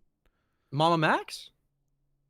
Yeah. Are you asking if Mammamax was hiding? Do you think he got frustrated with the questions he was getting and was just like, what do you think, Spencer? As like a deflection so that they would talk to her and get the heat off of him. Of course, Mammamax does not want to answer any of these questions. Like his whole tactic is obfuscating. Of course, he was using the victim for that. Why was the victim even in the phone call? Like, there's no need. So apparently, his mindset, right, is that she's like his. I wouldn't call her a co-host, right, but like anyone that has any questions about, you know, Blackula, they can ask her directly because she's the victim. She's the most outspoken victim. So they can talk to her about it. But the thing is that Max is the one with the credibility. She has none. We don't know who she is. We don't know where she came from. There's been no information about where or what happened other than the 5-hour podcast that only 2,000 people have seen. Like, how are we supposed to take it at its word? I'm sorry. Let me clean it up. Lyrics watched a video. The video was by a channel called God Cult Mammamax, right? So who does Lyrics want to talk to? The fucking random victim, God bless her, who we do not fucking know about, or the person who made the goddamn video that everybody's talking about? Obviously. But of course, he brought her in, whether we want to say innocently as a co-host, or what I think, as somebody that I can deflect to. Hey, Spencer, how about you take this question? How about it's because you don't want to fucking answer it. It's total bullshit. All right, let's skip ahead a little. Oh, this is where Tommy found out that Max was losing subs. Have you seen this clip? Toastify. I have not. Toastify got totally bodied because Tommy got bored and started searching Social Blade. You were talking about fans starting to defect from Mammamax. I'll say, as a person who used to watch him, I'm feeling the same way. I'm Just not really wait. down with this kind of stuff because it seems pretty like his thinking There's like, Tommy. doesn't make any sense to him. He found so something. During his interview with Muda gives him the advice saying just make a video going over the timeline. Then he's like, oh wow, this is like. Oh yeah, there's another thing. Muda called it. He's like, make the video going over the timeline, and he was like, oh yeah, that sounds like a good idea. When everyone was telling him to do that. And then he backtracked on it. Did you see it, the part of the stream where Muda left? He backtracked on it. Show me that. There's a part in the fucking live stream where he was like, Max, you need to like get your shit together. And then Max starts going, yeah, of course. Then a super chat comes in, and then he just repeats the super chat and goes, yeah, you're right. And it's more like, why is everyone like doing this to you? I need to find that fucking live stream clip. I have the As one. a side note, if you want to click on the Tommy C one. Yeah. Let's see. His it's a complete tangent, but we look at Tommy C here. You know, one thing I gotta respect Tommy C for is he's got all these arcade machines in the back and he's actually using them for something. He's using them to make his streams look good. Somebody who doesn't is, but yeah, I'm so glad you said it, dude. It's fucking Boogie. Bro, Boogie doesn't fucking use his arcade machines for jack shit. They're just like off in a corner of his house. It's just aggravating. I gotta find that live stream. It took forever, but I don't think I have it anymore. I think he might have like fucking privated or something. But it's all good. It's all good. Yeah, but like there is a part where he backtracks on it, and I know I literally saw it in his fucking eyes where he was like, "Oh well, technically you're right." You know, he was like sucking up to Muda a little bit. He's like, I understand. What you're saying is good. Muda leaves. I think it was like 10 minutes later. He was like, well, we have to focus on protecting the kids instead of like having a full-blown understanding of why Muda was criticizing him. And actually, Muda put on the kid gloves with him too. New information. It's like my brain is like, he's like, wow, this is exactly what. Inside he's going. Where is it? Oh, here it is. Toastify mid-sentence. Toastify mid-sentence is talking about Mammamax. Tommy finds something. Oh, he's bleeding. Oh no! No fucking way. It's happening! It's happening! Tommy's so fucking loud. Oh wow. Bro, the reason Tommy hates him, right, is because he said he was like pro-pedo at one point. This is like a very condensed version of the story. Tommy had like Mr. Girl and Vito on at one point, and then Tommy was covering a Mammamax video. Mammamax, straight up, unironically, went into the chat and said, I want to talk to you right now. And if you've watched Shot from the Point, which I know a lot of you watch Shot from the Point in my chat, Tommy does not bring anyone on until he's done with the show. It doesn't matter if you're a million sub YouTuber, 10 million. If Critical and PewDiePie wanted to call in to Shot from the Point, Tommy would make them fucking wait. And Max is not fucking Critical or PewDiePie. Exactly. So Max in the chat was like, well, I guess you just don't want to talk to me then. I only have a few minutes to talk to you. Bitch, you're the one that has to talk to Tommy. So Tommy went on a rant doing typical Tommy shit, saying you can suck my balls. You're just a regular YouTuber. And then Max put together a video with QR codes that were like, I'm going to sexually dominate Tommy C. Tommy C's pro-pedo because he had Mr. Girl and Vito on. It was like all subtle hints to all of that, and it's obvious when you see it from like anyone who knows the story. Tommy comes out and talks about a story where he had an issue as a child, puts that on his channel, and why it's important to him, and why he hates Mammamax, and the whole comment section's full of Mammamax fans going, you deserve to get raped as a kid. He's such a fucking freak, man. Bro, these people are crazy. Every Mammamax fan is insane. Brother Near's all right, but like the diehard Mammamax fans are fucking scary. Yeah. I need to get to when Muda calls in. Hold on, I think somebody has the timestamps. Where's Toxic? He always puts the fucking timestamps in. It's a pain in my ass. Did Toxic not put timestamps in this time? Toxic, this is like your one thing that you do all the time. What are you doing? Slacking on the job, bro. Every time I check. He's going to her as well, isn't it? My feeling is the first two episodes. You just had a conversation with him last night. Well, it's a letting go. Is the worst thing that he could. Let's go get him, Spencer. So it's like plausible deniability. There we go. This story, is what I Mudahar.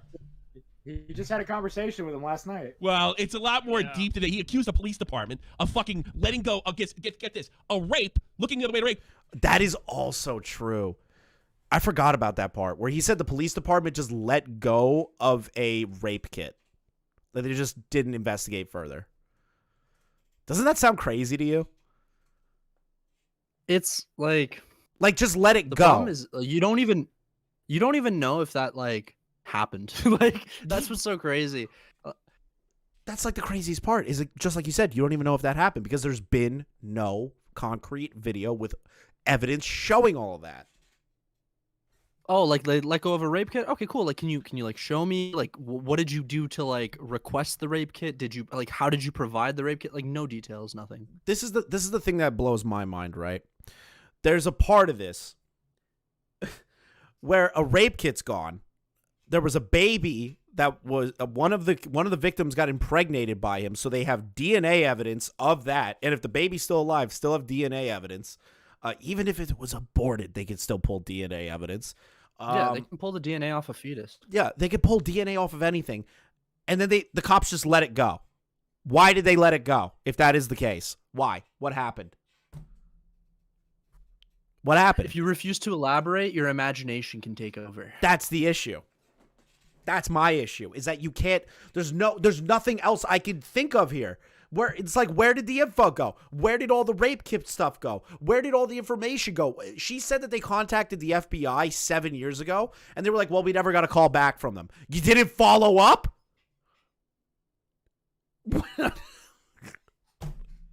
Am I crazy saying that? Like, why didn't you follow up? Her response is, well, I was a kid. Your parents weren't aware of any of this? Oh, okay. See, if she's a kid, I don't want to say too much about this. She was 16. I'm not going to say kid. Let me correct myself. Spencer was 16 when this happened. So a 16-year-old goes to the FBI and does 0 follow-ups with that. I'm sorry. Yeah, it's one of those weird. situations. I mean, like, as a whole, let's just be clear, just so everybody in the chat is aware. I know people that have had to go to the police and like do rape kits, and I know people that have like tried to get people. Yeah.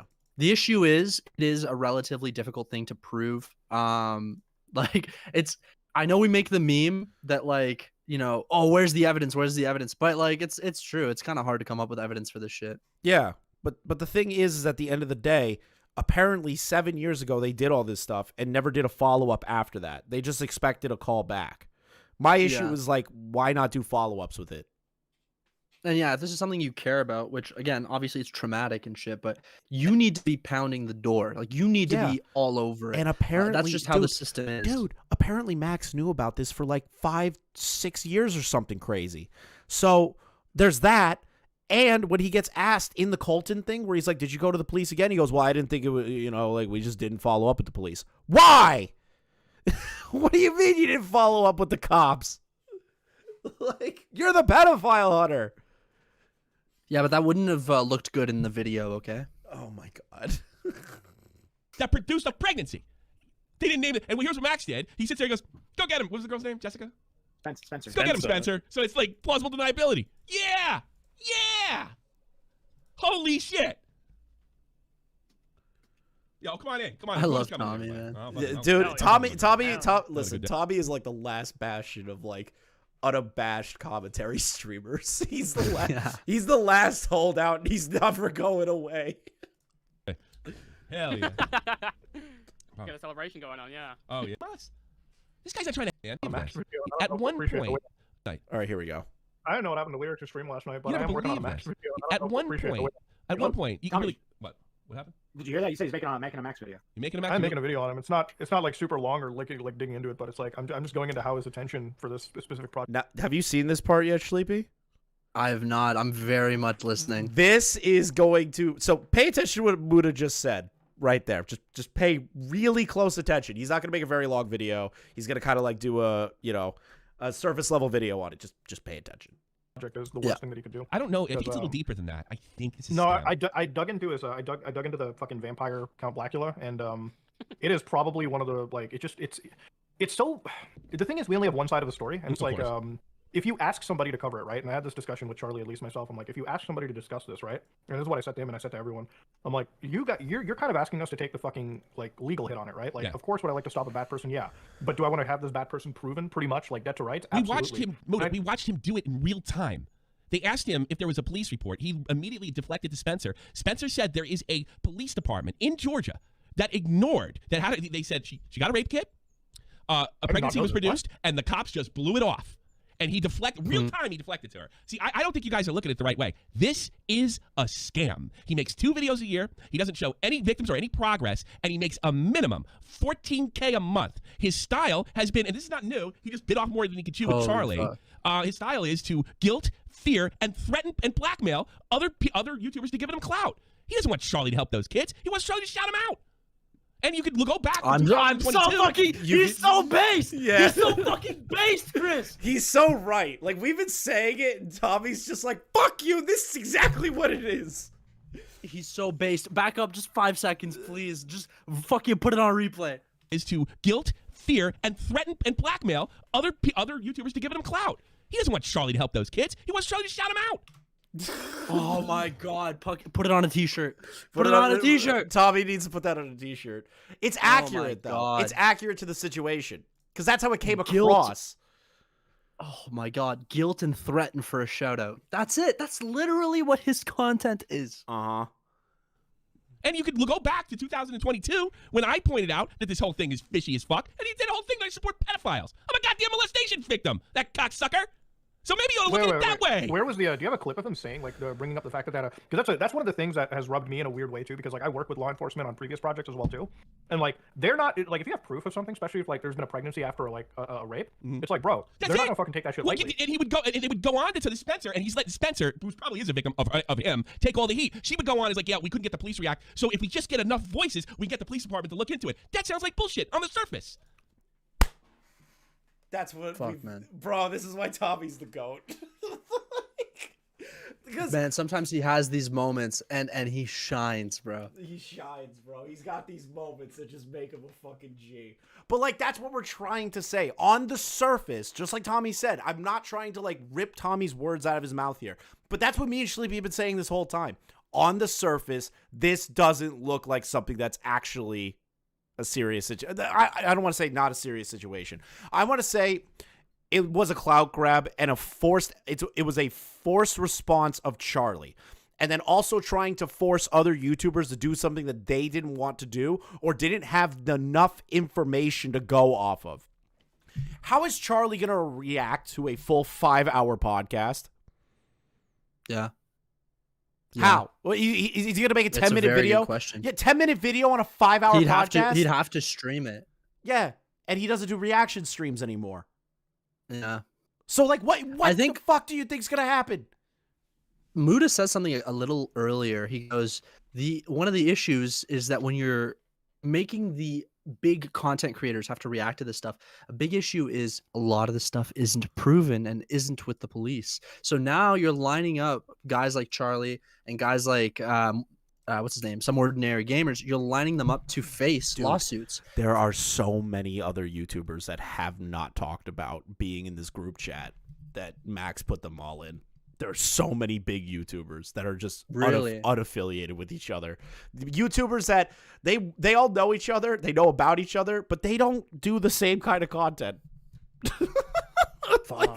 like this dude was just trying to get everyone to watch it. He was acting like all right, you know what I'm talking about. I know exactly. Yeah. He's acting like a small commentary Spurg channel coming into your streams or comment sections going, please watch my video. Please watch my video and give me exposure. That's how it came across. You know what I'm talking about. There's like 20 kids in my Discord from like last year that did that.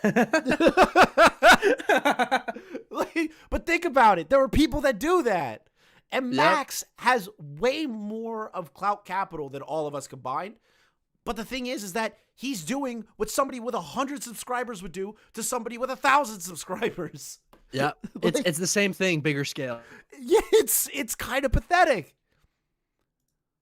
He said, we gotta hook him up with Lyrics to stream. I'm gonna get a timestamp for him real quick. Like, this is unbelievable. This is much more than a guy that bit off more than he could chew, or is just so into it he's gonna do everything. This is a scam. It's a charity scam. You cover charity scams. That's what this is. No, I do. Yeah, this is a charity scam. What progress has he made? God, I could put you on the phone with there was a bunch of his ex-girlfriends that made a video on him. And now everywhere this guy oh my put him on his YouTube channel. Everywhere. Oh God, the ex-girlfriend video. That was the one that I think that was the one that Edwin was working on. Where he goes, people are calling him a map. I don't think you know how far the rabbit hole goes. I can't believe that Charlie's like he is not on the up and up. He's not trying to help kids. It's on the surface. I mean, I did not know anything about like Patreon stuff. Like in full context, like Max, me and him know each other like in real life. We're not like super talkative with each other though. Like, but we have like a relationship, I would say. Okay. So I just want to say there might be a bit of a bias here, but like I don't have like again, to me when I look at this situation, the way that you're describing it, it's fucking. I'm learning a lot of new stuff. Like I did not know about the 14,000. Where's this going? Where's this going, Sleepy? A month type thing. I didn't know about that. I thought he had. We did that's minimum, by the way, because that's when we took the $5.50 a month with the amount of subsidy. Where's that from? Is that like? That's from That's from a screenshot from about 6 months ago. And now, when I mentioned that a couple months ago, well, he took his Patreon numbers down after that. So that's minimum, rock bottom. It's probably more like 25 to 30. But that leads me to like a point though. It's like, man, what are these kids like? Again, no adult is going to be donating as hard because it's like $14,000 a month for this kind of stuff. And But it's, if I you got kids, don't know if he's working at all with a cop. Or whatever, most of the comments were, "I'm glad you got molested as a kid." Comments I get, and it's clearly children. So, but a kid could afford $5 a month. So if you get 3,000 kids, that's a lot of money. And that's the did you see his That's so much money, dude. It's a lot. So on the minimum, 14 grand a month. On the minimum, where is that money going? And all he has to do is appear counterculture and keep making these videos every couple of years where he seems like he's like some god. And these kids will eat it up because, I mean, if you're a retard, like this does seem like a really noble cause you're paying. Here's the other thing that I have been told. I don't know if I'm going to butcher this or not because I believe it was Verse from Shot from the Point that looked at it. The last time he posted on Patreon was like multiple months ago before this Blackula situation happened. So he's not even updating on there that often. He uploads like live streams on there apparently once in a while, but it's not like something that is $14,000 worth. Like the money, yeah, people aren't paying for a product, they're donating. Yeah, but the thing is that product is supposed to help put money to help these victims. I personally, and as fucked up as this sounds, I have never heard of Mammamax putting a video out saying, we got this pedophile. We saved these people. We helped them out. And all of your funds went to helping these people. This guy's in jail now. This guy's being prosecuted now. I've never seen that on a public stage. Have you? No. Wait, no. And, dude, it sounds like a conspiracy theory, but once you say it out loud, it makes fucking sense. Like, I don't know. I don't want to accuse Max of fucking 100% a scam, right? I don't want to do that. But where is the progress that you are being paid $14,000 to $30,000 a month? Where is the progress? Where is it? It's incredible, man. Where is it? How do you take people like that? Like how do people like this expect to be taken seriously? Like there's an expectation in Mammamax's mind that he's the good guy and that people need to listen to him, right? Mm-hmm. Like how do you have this? There's such a massive delta between what people think of you and what you think of yourself. Mm-hmm. It's incredible. I don't know how he does it. On the stream, and the entire my chat God. erupted. They erupted with Oh my God. anger. Yeah. Can we please not say that word? Wait. He We're just, talking about pedophiles. No slurs allowed here. wait, right? he just God, sorry. go to his channel. He just changed the Charlie cancellation to something like else now. it's Now down it's low. it's that George. But you see what's happening here is that now Muda, because Muda was not aware of Max's exploits, is now very much more what are you talking about? $14,000 a month in Patreon. So Muda, a friend of Max's who believes that Max is doing the right thing, gets told this information, which is, I've seen the Patreon screenshot that Tommy's talking about. That is real. And if you do the math, lowballing it, about 14. It's strange that the money isn't going to the legal case. It's I'll take that. He's not using the money for Yeah. Bro, upload twice a year, pretend that you're like fucking the Jesus Christ of human trafficking. Bro. Right. See, I want to. gig. So the thing is, Stormy Skeleton, I agree with that. I don't necessarily believe he is 100% pocketing the money, right? I can't say that because I don't know. I haven't done a deep dive investigation into the Patreon. My issue lies with the fact, where is the progress that Patreon money is supposed to be going to? Where's the progress? Where is the arrest records of these pedophiles that he's found? Where is the lawsuits? Where are the updates to the lawsuits that these pedophiles are apparently going to jail or going to court? Where are they? Where? Nobody can answer that question, apparently. Apparently Tommy has been screaming from the rooftops, and now it's finally coming to fruition. And now everyone's looking around and going, holy shit. Where has the money been going this entire time? Impossible paradox. I think you say it best. That's my issue with Max. All bark, zero results. That's so well put. That's so well put. Where's the money? Okay. I clicked onto this part where Colton calls in. Okay, listen. The chat likes to make fun of Colton. Everyone likes to make fun of Colton. It's okay. There's no hate for Colton here. Colton has maybe gotten the greatest W on Mammamax I've ever seen. Like of all time. It's incredible. Have you seen this yet, Shleepy? I'm here to watch it. Let's go. All right, let's go. We're not going to watch the whole thing because there's so much, and he keeps Colton in the call for like 2 hours or something. I just want to hear his first initial questions to Max.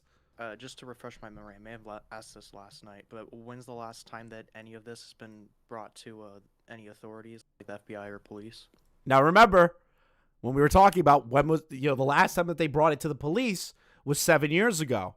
Now, Colton is asking, updated, what in this time frame have you done to update the police? Let's see what his response is. Probably about 3 years ago. Okay, 3 years ago. 3 years. So you guys, now that you guys have this, and how long have you guys been sort of talking to Mammamax, or how long have you guys all been talking? For like 2.5 years. Holy fuck. I feel like, well, now that you guys are sort of getting a case together, don't you think it'd be a better idea to, before the video, to give it to the authorities again, now that you're like all together and you can sort of go as a collective to the police? I mean, we could have done that, but... What do you mean could have? Oh my god. What do you mean could have? Dude, Colton needs like... Somebody needs to give him like $100 for just asking that question. Bro. That was so... He did it so well. Colton worded that so well. He's like, well, you could have went as a collective. You said you went to the cops 3 years ago to do a follow-up, but you just started talking about 2.5 years ago. A quote-unquote professional. What do you mean could have? What do you mean you could have? What do you mean? At the same time, with the track record that we've already seen, it just didn't really seem realistic without having more of us survivors to do this. Well, I feel like because one person would be enough to sort of take care of someone like this. So I feel like 2 would be a really good. In there. Oh? Did he disconnect? Oh God. Uh-oh. Sorry That's about such that. a- I don't know what happened. Let me try inviting him again. Oh God, Max.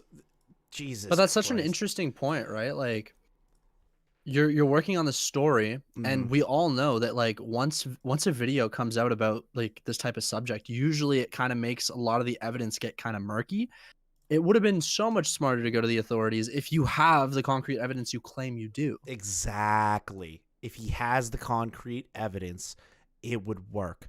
But it just doesn't seem like they do. It doesn't seem like they have any concrete evidence. They seem to have word of mouth, but they turn around and say there was a baby, there was a rape victim, we have the rape kit, all this stuff.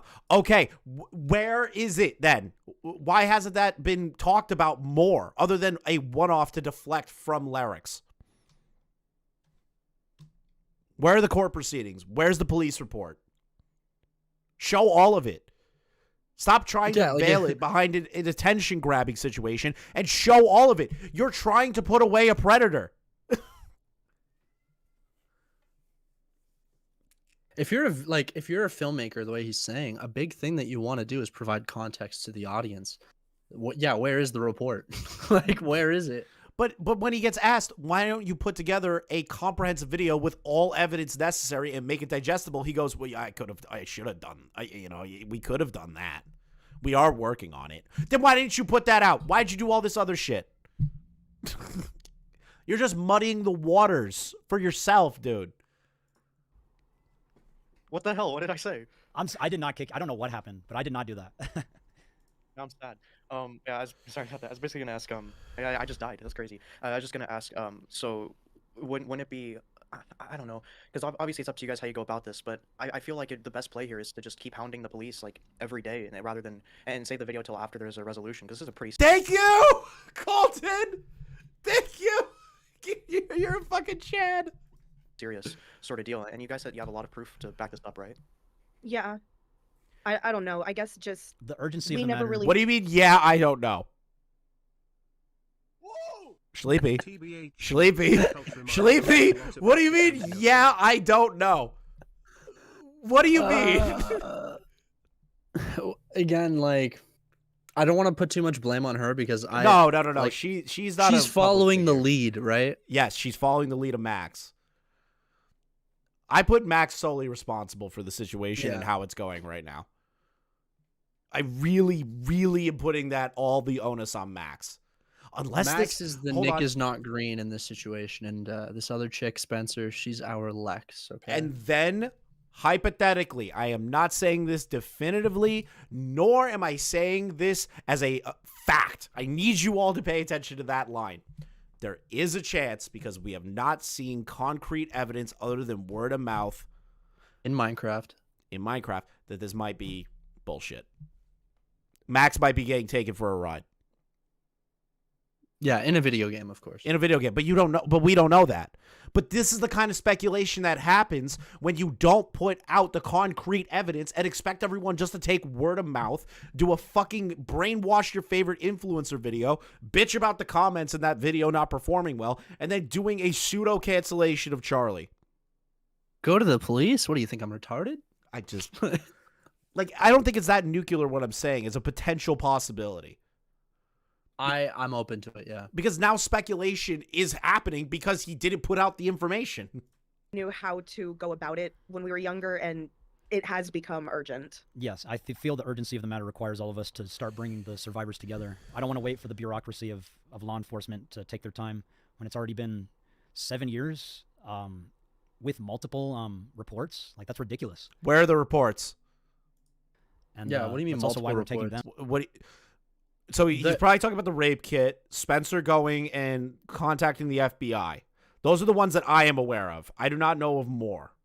Also, keep in mind that she just said that she met him 2.5 years ago, and the last time she made like any contact with the police was 3 years ago. Mm-hmm.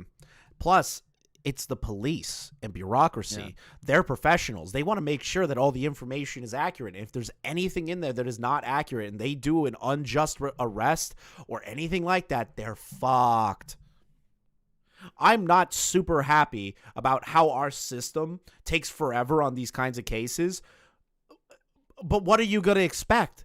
Screaming and yelling from the rooftop, making a bunch of Notice Me Senpai videos, and then when you get shit on, now backtrack to going, well, we should have just put out the full actual video. That makes you look like an idiot. This is probably why the police took a while and don't listen to you, Max, if you have gone to the police about this, which apparently he hasn't. To court as well, because this is absurd.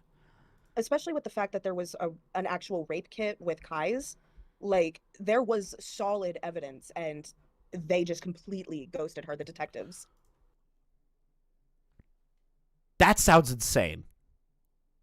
A rape kit got ignored. I'm gonna make a crazy statement, but I think like Colossal is Crazy's one interview with Linemaker is more useful and higher quality content and better than like the entirety of my Mammamax's career. Like this guy, I think Colossal did more for victims with that one interview, because it did ended up being used as evidence, than Mammamax has done with his like, dude, his whole persona is, oh, we need to stop the human trafficking. Bro hasn't contacted the police ever. Like, what? It's just incredibly frustrating. It's just frustrating as shit. I just don't. The ghosting of a rape kit does not sound like a thing that would ever happen. That is evidence. That is like actual evidence. They can't just ignore that. Unless the cops in Georgia are incredibly incompetent or Blackula has some sort of mystical powers over the police. Is Blackula Camden? Is that what this is? Yeah, Blackula is Camden. Okay. I call it Blackula. I did not know. Okay. Because he's a black pedophile werewolf. Like, come on. Why do you think I used the clip of Blackula before we talked about this? Look. I was not 100% on the train. I was nowhere. You didn't know. Bro, I called him Blackula. Sometimes you just gotta act like you do. True, okay? true. Act like you belong. Bro, the funniest shit is that one of my chatters were like, you should call him Blackula. And I was like, I can't call him Blackula. And then it was just easier to call him that. Then I'm starting to hear that everyone started calling him Blackula. And I'm like, what's happening right now? Yeah, that's pretty fucking wild. Like if the detectives actually had a rape kit and just ignored it, because at that point, like a lot of people are gonna lose their jobs if this is all happening. Absolutely. So I think like can you name the specific police department that was contacted with all Colton's this and did the kit and cadence at everything? 1.5x, he sounds exactly like Aiden Project. Yeah, he like at 1.5x with that cadence, Yeah. it's just Aiden. But that's because he's confident right now. That's Aiden when he's True. confident versus Aiden when True. he pays Flamenco a video game to talk to him. I still think that's the funniest thing I've ever heard in my life. Snellville Police Department. Snellville Police Snellville. Department. Melville, okay, Melville, Georgia. Snellville, like snail but Snell. Oh, Snellville. Yes. Yes. Oh, okay. Yeah. We plan on getting some people fired. Like, this is unacceptable. And what people don't realize is this is more common than what people would like to think. And so, so are you in contact with the victim who had the kit done and has all that? Yes, Kai. She is the other one who's in the call with us. Oh, so you're the one I heard. Oh, nice to meet you. Yeah. I thought you were meeting a celebrity. So, a big fan. Yeah. But so you're so you. Colton, you just have to make everything so goddamn awkward. I thought it was pretty funny. I thought it was good. Oh god, it's so rough. Like he was doing so good, and then I heard him go, "Oh, it's like meeting a celebrity." Come on, bro. Big fan is so funny when you're talking to a rape victim. Like that's what she's known for. That's like holy shit, I'm a fan of your work, sweetheart. I'm such a fan of your work. I heard you got pregnant by Blackula. Oh, I shouldn't laugh at that. Yeah, when you were a fucking child, no less. Jesus. I hate that. You had the kit done and everything, and were you the one where any of that result in a pregnancy for you? It did. Okay, are you comfortable talking about the results of that, or? If not, Shortly, I am. Shortly after it happened, he kept threatening me and threatening to kill my family. So I up and moved to Kansas, where I met Can somebody you and show they us helped me like get the an abortion. receipts? Like does she have any of those messages? Does she have anything that she like? Cause that's shit that you can like bring to the police and just get like a restraining order, for example, if you want. There's that. He could have put that in a comprehensive video that would make sense. Like, this is the thing, and I'm seeing Sylphid in chat. Did anyone tell Lion Maker's victims not to speak out of fear of the legal case being compromised?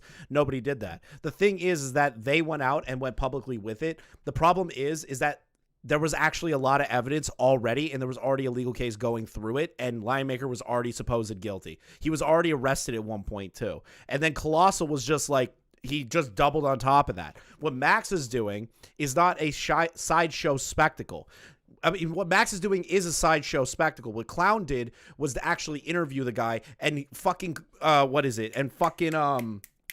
Maker caught himself on like multiple fucking lies and contradiction and deflections, which helped out the case more than anything. The problem is that Max is doing this fucking yell from the rooftop, pay attention to me, versus Clown, who didn't do that. Clown was just like, I'm going to release a Lion Maker interview, and if it goes well, it goes well. If it doesn't, it doesn't. Like, that's really it. And Clown was a clinician. Like, he was surgical with the questions he was asking in that interview. Like, I commend the way he conducted himself. It's one of the best pieces of content, and it's why people still go back to it to this day. That's why Clown is revered as a legend in commentary. Yeah. Max wants to find him and interview him, so okay. Why put out all these videos before that then? Why do all that? Attention. Like, that's it. Like, that's literally all it is. That. Okay. All right. Wow, he sounds like such a sweet guy. So, yeah, I just, I don't know. It's difficult because I understand the feeling of urgency to get it out as much as as quick as possible because of the potential for so many other victims. But I also feel like, and this maybe sounds counterintuitive because obviously I'm on the stream, but maybe a stream like this probably isn't a good idea until that video's finished and out then, because it feels like there's not really like the sense of urgency. It either should be there or shouldn't, and it shouldn't be like a middle ground. And this is for you, obviously, Max, but it shouldn't be a middle ground of like just enough urgency to where I need to make the video, but I can't wait for due process to take its place because the while it's slow and painful, the whole legal process, that's the best thing to do because it'll get this guy put away for sure. And like with the EDP stuff, we saw how he was exposed to the internet, and yeah, people were more aware of what he did, but that doesn't stop other kids from getting groomed by him, like that would happen with that other girl earlier this year. So to bring it online before there's a real resolution on with law enforcement, I believe is just irresponsible, and I think you should focus, and especially if they haven't even been contacted with this in the past 2.5 years, I feel like you guys absolutely should go to the police again, and because maybe there are people shuffled around now who, if this is all happened right as you say, which I'm willing to believe it did, then it'd probably be best to take advantage of that and see like if people shuffled around and are willing to take this serious now. What the fuck is Max gonna say to this? I am so curious what Max's response Like to what? this is. Yeah. Like he's just like, yeah, you should do a follow-up.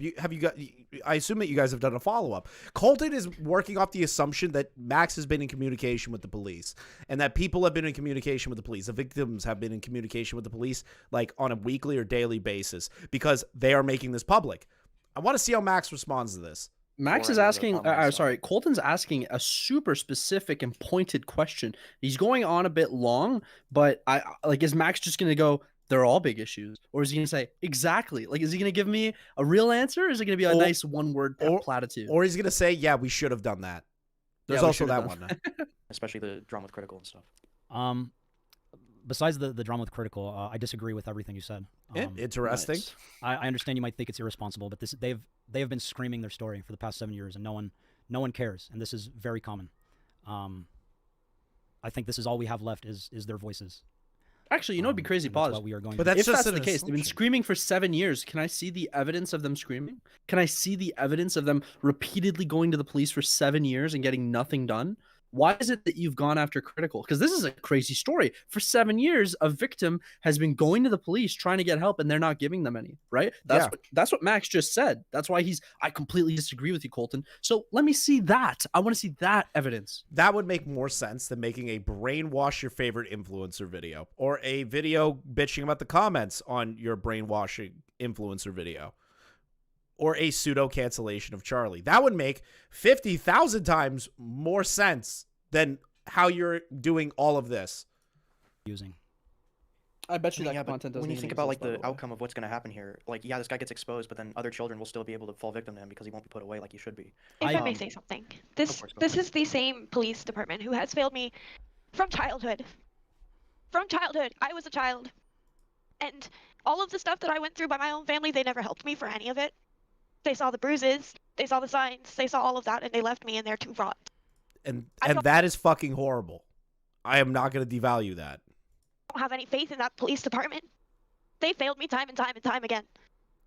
There's no point in reaching out at this point. It needs bigger and by the way, attention. it's not her. It's Max, right? This is Max's content. This is Max's platform, operation. his platform, his operation. Max, exactly. Max, can you show me what she's saying? That's what I want to see. I want to see, when did they fail her? Like, what did she say? What did they say? We don't get any of that. No, and that's the biggest issue here. It's not that we're discrediting the story. We want these women, if it's 100% true, to get their justice. Nobody's saying that they shouldn't.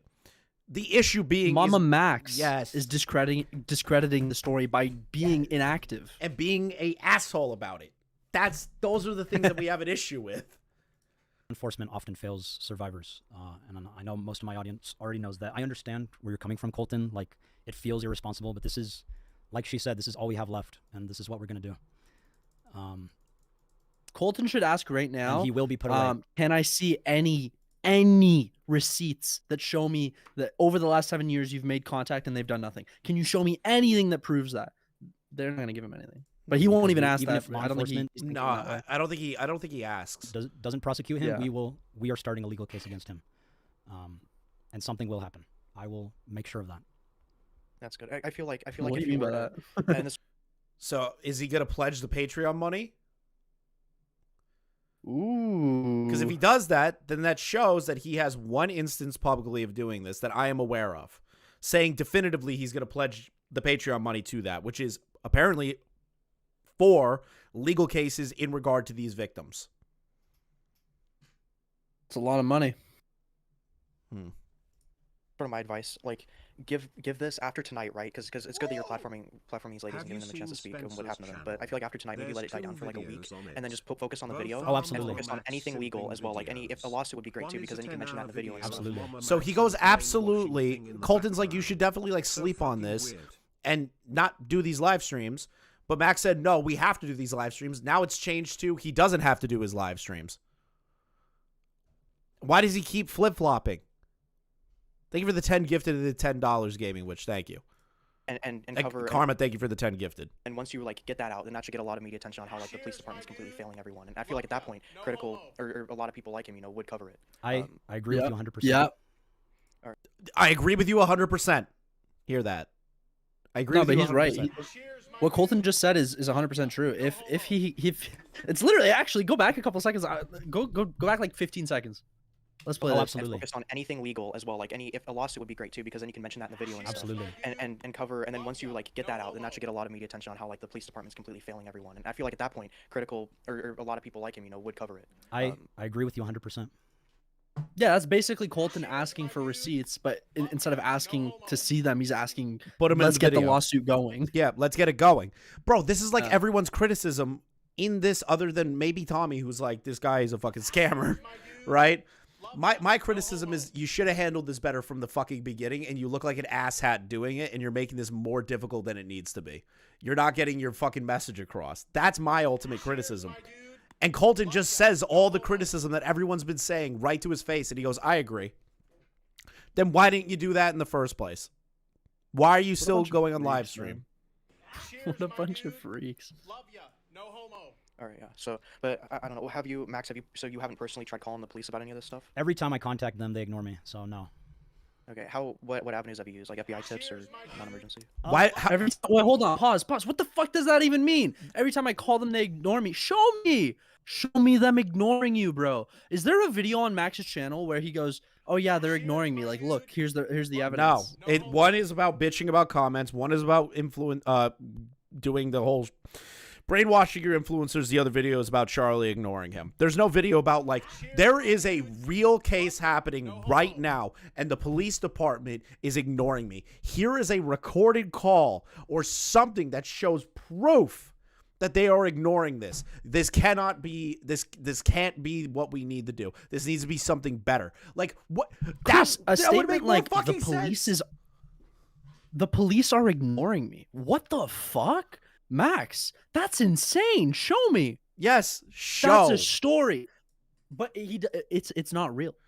I do not believe him. Because why? Like, if that's a real thing, dude, think about the amount of content creators that would die for a story like that. The police aren't taking me seriously, and I have evidence? I'd be making a video immediately. Dude. But I don't think it's happening to him. I don't think he's called the police. I mean, they said they haven't filed anything in the last 7 years. Or in the last 2.5 years. Yeah, 3 years, and they met Max 2.5. And then Max is apparently saying that he's reaching out but getting ignored.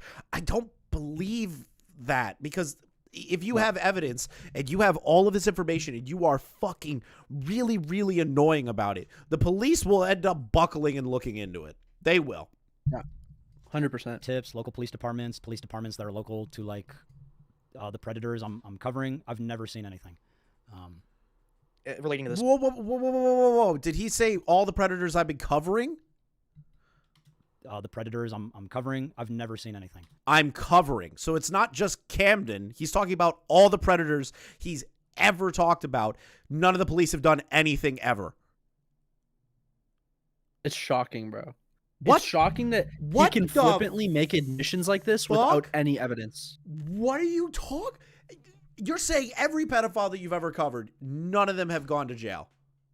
Actually, honestly, clip that. Clip this, post it on Twitter. Like, that's insane. That's an insane statement. Yeah, I'm just gonna remember the fucking timestamps, because that's fucking crazy. I'm actually in full fucking shock that he even said that out loud. Play it back one more time just for the audience. Let's hear this again. I just want to make sure that I'm accurate here, and I'm not like just jumping. What avenues have you used? Like FBI tips or non-emergency? I mean, yeah, FBI tips, local police departments that are local to, like, the predators I'm covering. I've never seen anything. So he's talking in generalizations. So that means all of the things he's covered, none of the cops took him seriously.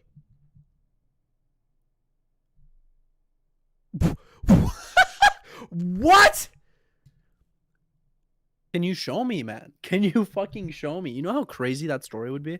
Like, Critical would cover that. Everyone would cover that. Mammamax presents definitive proof that the police are ignoring his calls. What? Bro, everyone would cover that shit.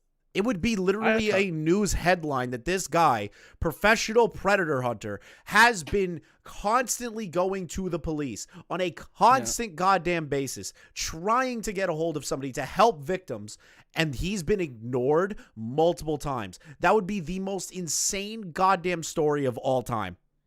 Imagine a video on his channel, and he goes, like the title is, "Who do you call when the police don't answer?" Right. So Colton's going play the clip. He's being general. Listen to what he says about his specific case. Gotcha. Relating to this specific case. To this specific case, I did not even try because. Whoa. No way. Bro, no. No fucking way. What? I'm actually mad now. No like, I'm actually fucking. furious. This is annoying the hell out of me. No fucking way. I'm actually pissed. I'm actually so fucking pissed. Bro, that's such a shocking admission, bro. How do you just say that? I'm so fucking I haven't even tried. Oh, Bro, you're retarded, bro. Like, fucking change your career, bro. It's over. I'm so mad, bro. I'm like actually fucking fuming. It is. Dude, that's not a good answer. Because you should even if they have like if all the victims have bad experiences, you should try to at least to cover all your bases. You know. I disagree. Every time I've tried, they failed me. They've already failed them multiple times. I think now it's time to take everything. You haven't to a tried. lawyer. I mean, yeah, a lawyer's gonna. Okay, that's like, not like a best bad case thing. scenario. You financially. Can you show ruin it. us It's what good you've that done with the lawyer? Yeah, look, please show something. He has to go through that, of course, but it's not as good as putting him away for a long time. I don't know. I've like, do you think you'd be up to at least try it just to see? Like, I feel like it's worth a shot in the dark, if anything. I mean, I'll try, but I know people in my audience have already tried contacting them. But But you're the figurehead of. Hold on. Wait. You're the one running this story. You're the one that has all the information. You're the one that is speaking directly to the victims. You're the one that's saying you've seen the evidence. Why are you only letting the audience call the office that doesn't have any of that information? My audience called, so didn't work for them. I guess it's not gonna work for me. What? I'm like actually. Where is this logic coming from? I'm starting to like have an aneurysm. I can feel like a blood vessel starting to poke through my forehead. I'm starting to feel it. If you want me to personally try just to see where it goes, I will do it. Yo, read your comments. Hold on. The Gaming Witch, Colton, give me your PayPal. I'm sending you money for cooking. No, Gaming Witch. Oh, Colton, Jesus. That's fucking good shit. The Gaming Witch is a very, very sweet woman. Buy her, check out her link, buy her wax melts, and she will also be making her own candles. I bought a bunch of wax melts. I'm very excited for them. She makes good stuff. She makes good shit. She supports this channel, and I want to give back to her. So to the 200 and something people here, if you like what we're doing here and you like the Gaming Witch, check out her Etsy shop. That's the plug in the middle of talking about rape. Crazy. You could put that in your video too. Like if you record that, and then you have like documentation for if they ignore you. Oh, there you go. I like that. I like that idea. Yeah. What, you didn't think about doing What? it? Wait, what? Back that up. Okay. Back that up. Okay, wait a minute. So he went off and he's like, okay, well, the victims have constantly been ignored. My audience tried to call, but they got ignored. So why would I call? Colton goes, how about you call, get the recording, show that they're ignoring you, and he goes, yeah, that's a good idea. What do you didn't think about that? Done that or even thought of it. You didn't think about that in the beginning. Like that is a story in and of itself. This is so frustrating. This is so frustrating. Oh God. I think you should. And you know what? Actually, you could put that in your video too. Like if you record that, and then you have like documentation for if they ignore you. Oh, there you go. I like that. I like that idea. Yeah. Thank you, Colton. Yeah, of course. There are a couple more things if that's all right. Of course. There's If y'all are good with that. Oh yeah, if you two are fine. All right. So there was one thing that you said I found was a bit hypocritical. It was regarding critical. It was essentially you were upset that critical was talking about how this case or not really him directly, but like I suppose like Lyrics and I and some other people and like Tommy C and stuff, how they were like talking about how the case is being handled rather than the case itself. But I feel like the conversation went in that direction when you prioritize the critical video over the one about the vampire guy, Camden. Because that's when you release your video, the video that you release, that's what most people are going to talk about, right? So when you release your one about critical rather than the one directly about Camden, that's when the conversation shifted. I don't disagree with Colton you. is fucking cooking, ladies and gentlemen. Holy shit. God damn it. I never thought. Okay, listen. Colton, you know your reputation. Let him cook. But this is maybe the greatest cooking I've ever seen come out of you, bro. Just straight fucking salute to you, dude. Straight salutes. A straightforward video on Camden probably would have been beneficial from the get-go. I was just trying to advertise the podcast on Spencer's channel so she could build her own platform. So I don't disagree. What? What the fuck did he just say? I fucking made the video just to fucking promote Spencer's channel. Are you retarded? Dude, I thought this was like a fucking serious investigation we were having here. Well, because okay, so let me play a little devil's advocate, even though I want to like punch a hole in a wall somewhere. Maybe he's thinking because the lawsuit is probably going to take a long time. The police aren't working. Spencer's one of the more vocal victims, which ergo means if people want more information, they go to Spencer's channel, they listen to her podcast, they listen to her side of events, kind of like get more information from that. But that's retarded. Like, do it yourself. You have 758,000 subscribers, a loyal audience of people that pay you allegedly $14,000 a month minimum. Wouldn't your platform make more sense to make a comprehensive video and then link it to the podcast on Spencer's own channel? Bro did not cook this video. Fucking Mammamax, dude. What the fuck? This stream is so embarrassing so far. I like want to punch a hole in a wall. Like I know lyrics. I know lyrics kept saying like "shut up, Colton," all that shit. Dude, Colton is absolutely like shredding Mammamax just by being fucking chill, level-headed, and asking questions. But he's saying all the things that we're all saying, and he's fucking cooking him. I know, but Mammamax is like kind of answering Colton. Yeah, you know what I mean. Well, Colton like has this that, is like, something that's actually really interesting. Is the demeanor that Colton's coming at Max with is drawing out really fucking poor answers. But the thing but is, answers that we weren't getting from other people. There's that, but yeah, you also have to think about it like this, right? Think about it in this context. Yeah. Colton is not considered in Max's eyes a drama YouTuber. He's not somebody that Max looks down upon. Remember, Max looks down upon drama YouTubers. Larix, he already knew who Larix was, and when he first called in, the first thing I heard was he was like, yeah, Larix has some bad takes once in a while, but we'll have him on the call. So he already had a negative opinion of Larix going in. He has a negative opinion of Augie, of a bunch of other fucking people that do drama related content. Colton is a unknown variant. And he came across as nice during the Larix call. So Colton getting in there, Mammamax has no idea that Colton has been a part of this community for fucking God knows how long. Like he has no idea that Colton knows how to ask the right questions. With you there, but regardless, there are still patterns within our community that prioritize drama over everything else. So dumb. And I don't think. Can I read you something from his video? Because he brought it up again. Yeah. Again, I did a 3 fucking page. I've written 5 pages about this guy, but I did 3 pages on his main video. And something he says, and I hate it. He goes, "The platforms themselves often benefit from keeping the masses distracted with sensational but ultimately trivial content, shielding us from the harsh realities that often require our immediate attention." And that's basically what he just said. He's just echoing his old point. But it's so fucking short-sighted. Chris, why would it be that YouTube would go, hey, we're going to recommend you this Mr. Beast video instead of this child rape video? What do you think would cause that? What do you think would cause that?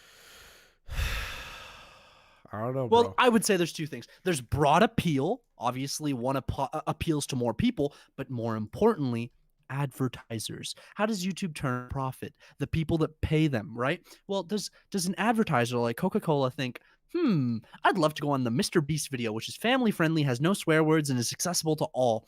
Or would Coca-Cola like to invest some of their tokens into a fucking human trafficking video? Like, no offense, but it's very obvious why one does better. It's not because of the shadowy people at YouTube that are thinking, oh, how do we muffle discussions on human trafficking? No, what makes money? And what makes money is what is most easy to advertise on. You can't advertise on stuff about crazy subjects like human trafficking and children getting abused. Of course not. You can't But do it's it. very easy to advertise on Sniper Wolf. It's very easy to advertise on Critical or on Mr. Beast. That's what it's about. That's why the money is where it is. Mm-hmm. It's just aggravating. Oh God. He makes it seem like it's a conspiracy, but it's not. It's just capitalism. Yeah, it really is. That because I mean, people No, eat you're up right. drama. You're right. It's people love drama, and that's what gets clicks, and that is why like I made I fueled the video with drama was to get those clicks.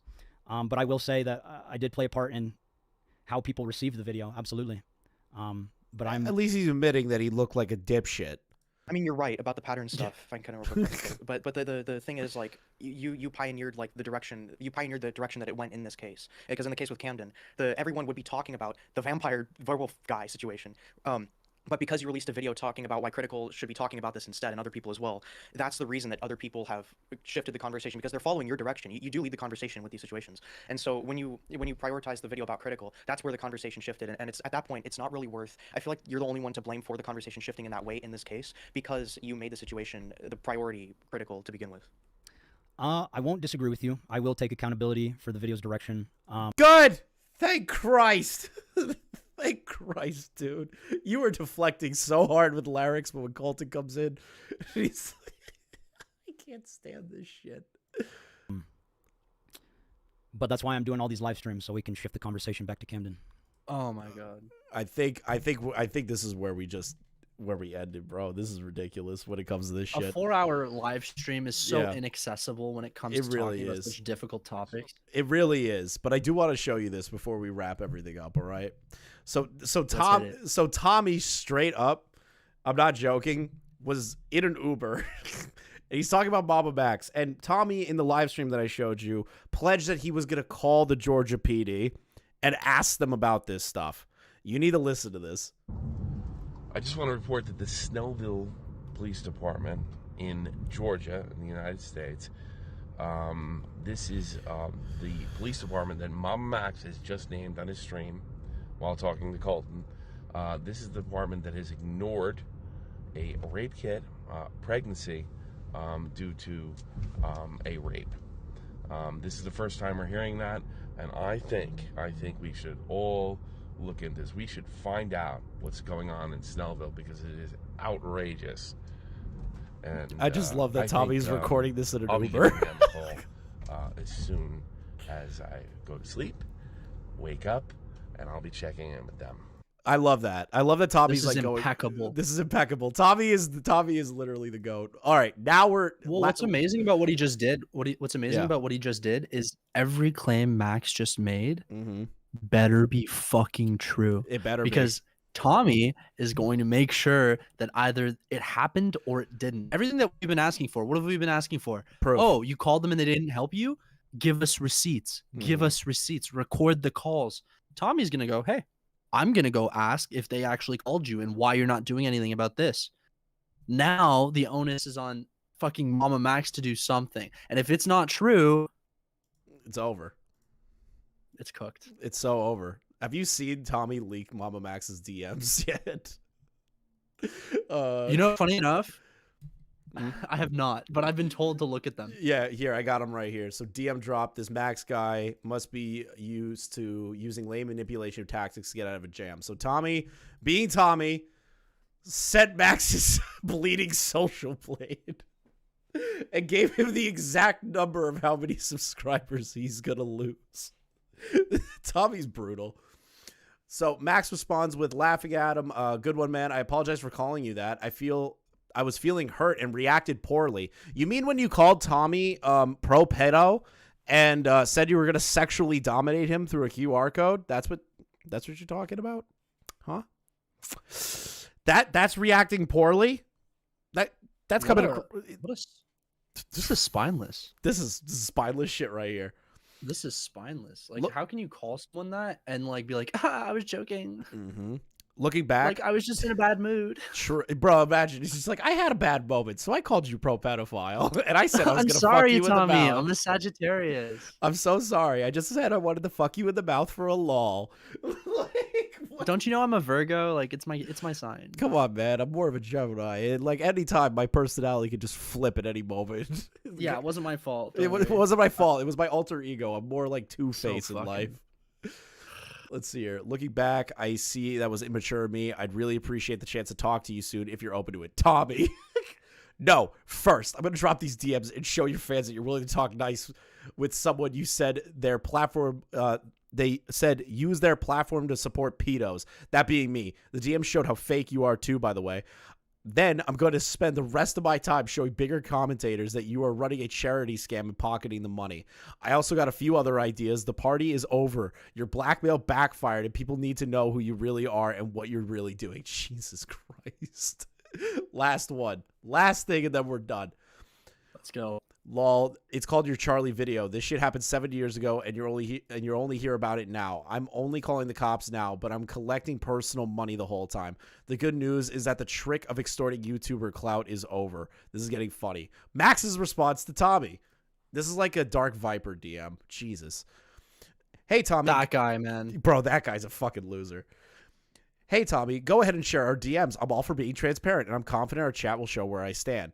About the whole platform thing, is verifiably true that you've given airtime to individuals who have admitted to being attracted to children or defended pedophilia in multiple occasions, Mr. Girl and Vito. Hold on. Oh my god. Bro. That's such a It's such a like. Okay. Just because you give airtime. First off, neither of those people have ever offended and are not sex offenders. Again, not defending them this far, right? Yeah, no. But Mr. Girl is more of like these are people that engage with these topics mainly because it's controversial and it's interesting, right? They're contrarians by nature. Yeah. And listen, listen, he said Mr. Girl has said he's attracted to kids. So I'm gonna take him at his word, right? Yeah. I don't think that you can't have a conversation with a freak like that. Yeah. You know what I mean? I don't think you're not allowed. As long as they're not offending, right? If they are not a legitimate pedophile, if they are a non-offending person and Tommy wants to bring him on to parade him around like a dipshit, I have no problem with that. To make fun of the guy or talk to the guy or be like, you're fucking crazy. Like, and if he is, let's say like he has attacked someone, right? Let's say Tommy brought on a real, somebody who's in jail right now. But I have no issue with Tommy wanting to talk to this person and chastise them and get their point of view and then make fun of them for it, Yeah. There shouldn't be an issue with having people on because, it's the platform. No, it's the way you do it. And I don't think Tommy's ever done a bad job of covering these subjects. No, plus on top of that, even if Tommy brought on that guy, that's not Tommy who's the offender. And Tommy's not giving them a platform to be like, pedophilia is good. It's not like Tommy's not going to sit there and go, okay, yeah, sure. Tommy's going to go, no, you're fucking crazy. Like any normal person would. Let's see here. Yeah. If you need evidence, I'd be happy to send it to your way. It is not you saying you support them, and I've made it clear to my audience. You also said you wanted to sexually dominate Tommy in a QR code. Let's not forget that. About a charity scam. The legal case will go public soon, so feel free to look further into it. The survivors have their own way to talk directly to the general public, which should clear up any worries about what we're doing. Blackmail is a serious accusation. If you got evidence that proves that, I'm all ears, underlined. And about that pledge to ring up the cops every day, once we drop the evidence of the outreach, I'm counting on you to stick to that. As soon as I got the paperwork from the survivors, I'll pass it on so we could do what needs to be done. Why didn't you do all this before? Why didn't you make the video with the evidence before? This is my criticism. It doesn't change. Despite the rough patch here, I believe we got the same end game, keeping kids safe.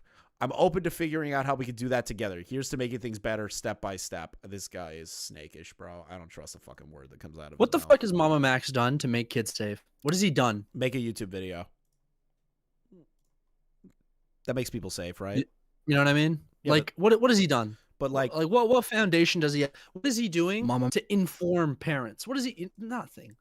He made a YouTube video. What do you mean?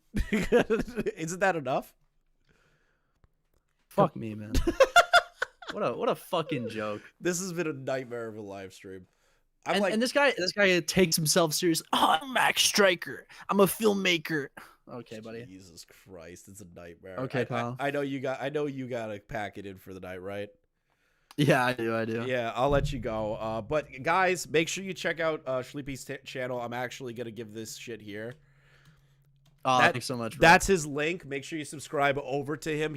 I'm linking literally his own version of a Mamamax video, which is really good. That's why I brought him on. So that'll bring you directly to his channel. Anything else you have to say, man? Yes, I have one more thing to say. Always love coming on these streams. Everybody, thank you guys for watching. Donate to Chris the Narc, fantastic streamer. Don't know if you've heard of him. And yeah, other than that, thanks for having me on. Thanks, bro. We'll talk soon. All right, take care. Have a good night, man. All right, guys. I'm just going to read donos real quick. I know me and Sleepy were having like full-blown conversations. It was tough to read them and hear over the TTS, so I'm going to read each and every one of them. And then I am probably... Let me take a look here. Is Tommy still live? I'm going to send you guys over to Tommy, so stick around for a minute or two, and I'm going to send you directly to Tommy. I'm going to redirect over there. Critical Shogun with the $9.99. Thank you, dude. Member for 5 months. Thank you so much, man. Zombie Chick with the 1 month. Had my first tipster interaction. He blocked me. Lol. Nice. Gar of the Rage. Thank you, brother. As always. I want to do some salt content with you soon. Kind of do a live stream. Me, you, Minxie back in the day. Good to see you back. Thanks, bro. Panic Pumpkin with the 10. So I heard a rumor that Nick and Ethan aren't friends anymore.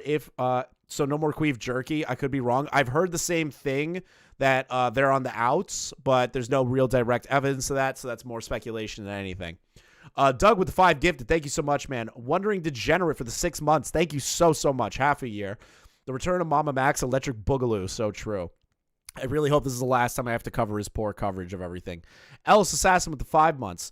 So he only listens to people he likes. Exactly. Jax with the 2. In the Grimdark presents only dipshits. So true.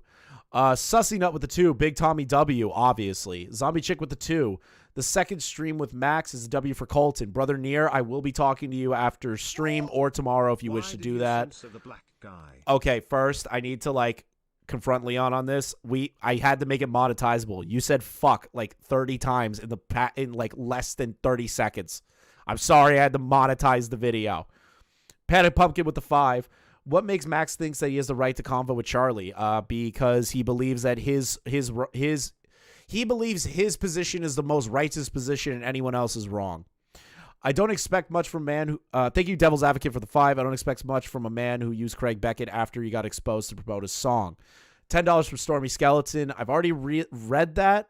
Oh, wait, no, I haven't. Mammamax has many people... Mammamax knows many people won't respond to him, so the way he'll have an opportunity to say, you are ignoring millions of victims, his actions harms his credibility, which ultimately harms victims. Yeah. Foil with the 2.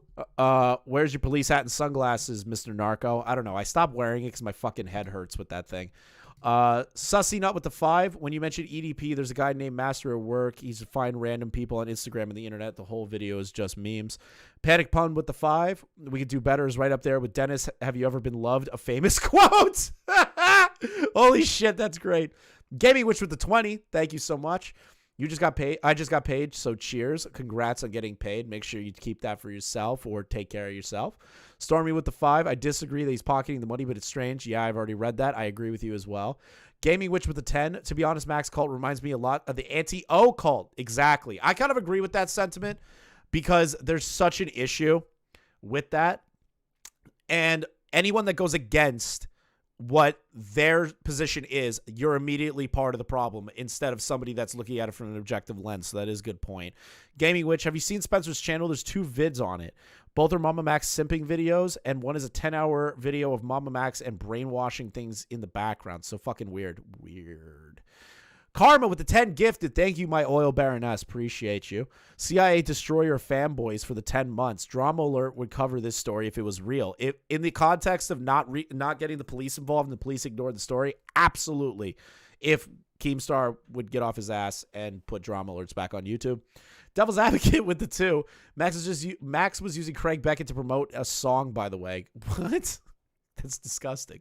And Leon with the race bait. Why did you censor the black guy? Thank you so much for watching. Genuinely appreciate it. Shout out to Sleepy in particular. Make sure you guys check out his YouTube channel. He does amazing YouTube videos. He works with some big creators. Guy has been nothing but kind to me since I've started talking to him, and we're kind of on the same page on a lot of things. We disagree once in a while, but I genuinely believe that it's good conversation. Leon, I need to eat food. We will have this argument another time. We will have the argument another time. Please, I just want to eat. And I want to send over 146 people to Tommy. Thank you guys for watching. Appreciate all of you. Thank you for the 200 plus people watching. Thank you for all the donos. I am ignoring Leon on this one, and we will talk to him. I think tomorrow we'll do a chill stream. No anger, no content, nothing. Just us hanging and watching dumb shit. I think that's tomorrow for us. All right. Have a great night, y'all. Actually, no, I'm not going to be here tomorrow because I'm going to a concert. Monday we'll be back. All right. See you guys. Remember, stick around. I'm going to send you over to Tommy.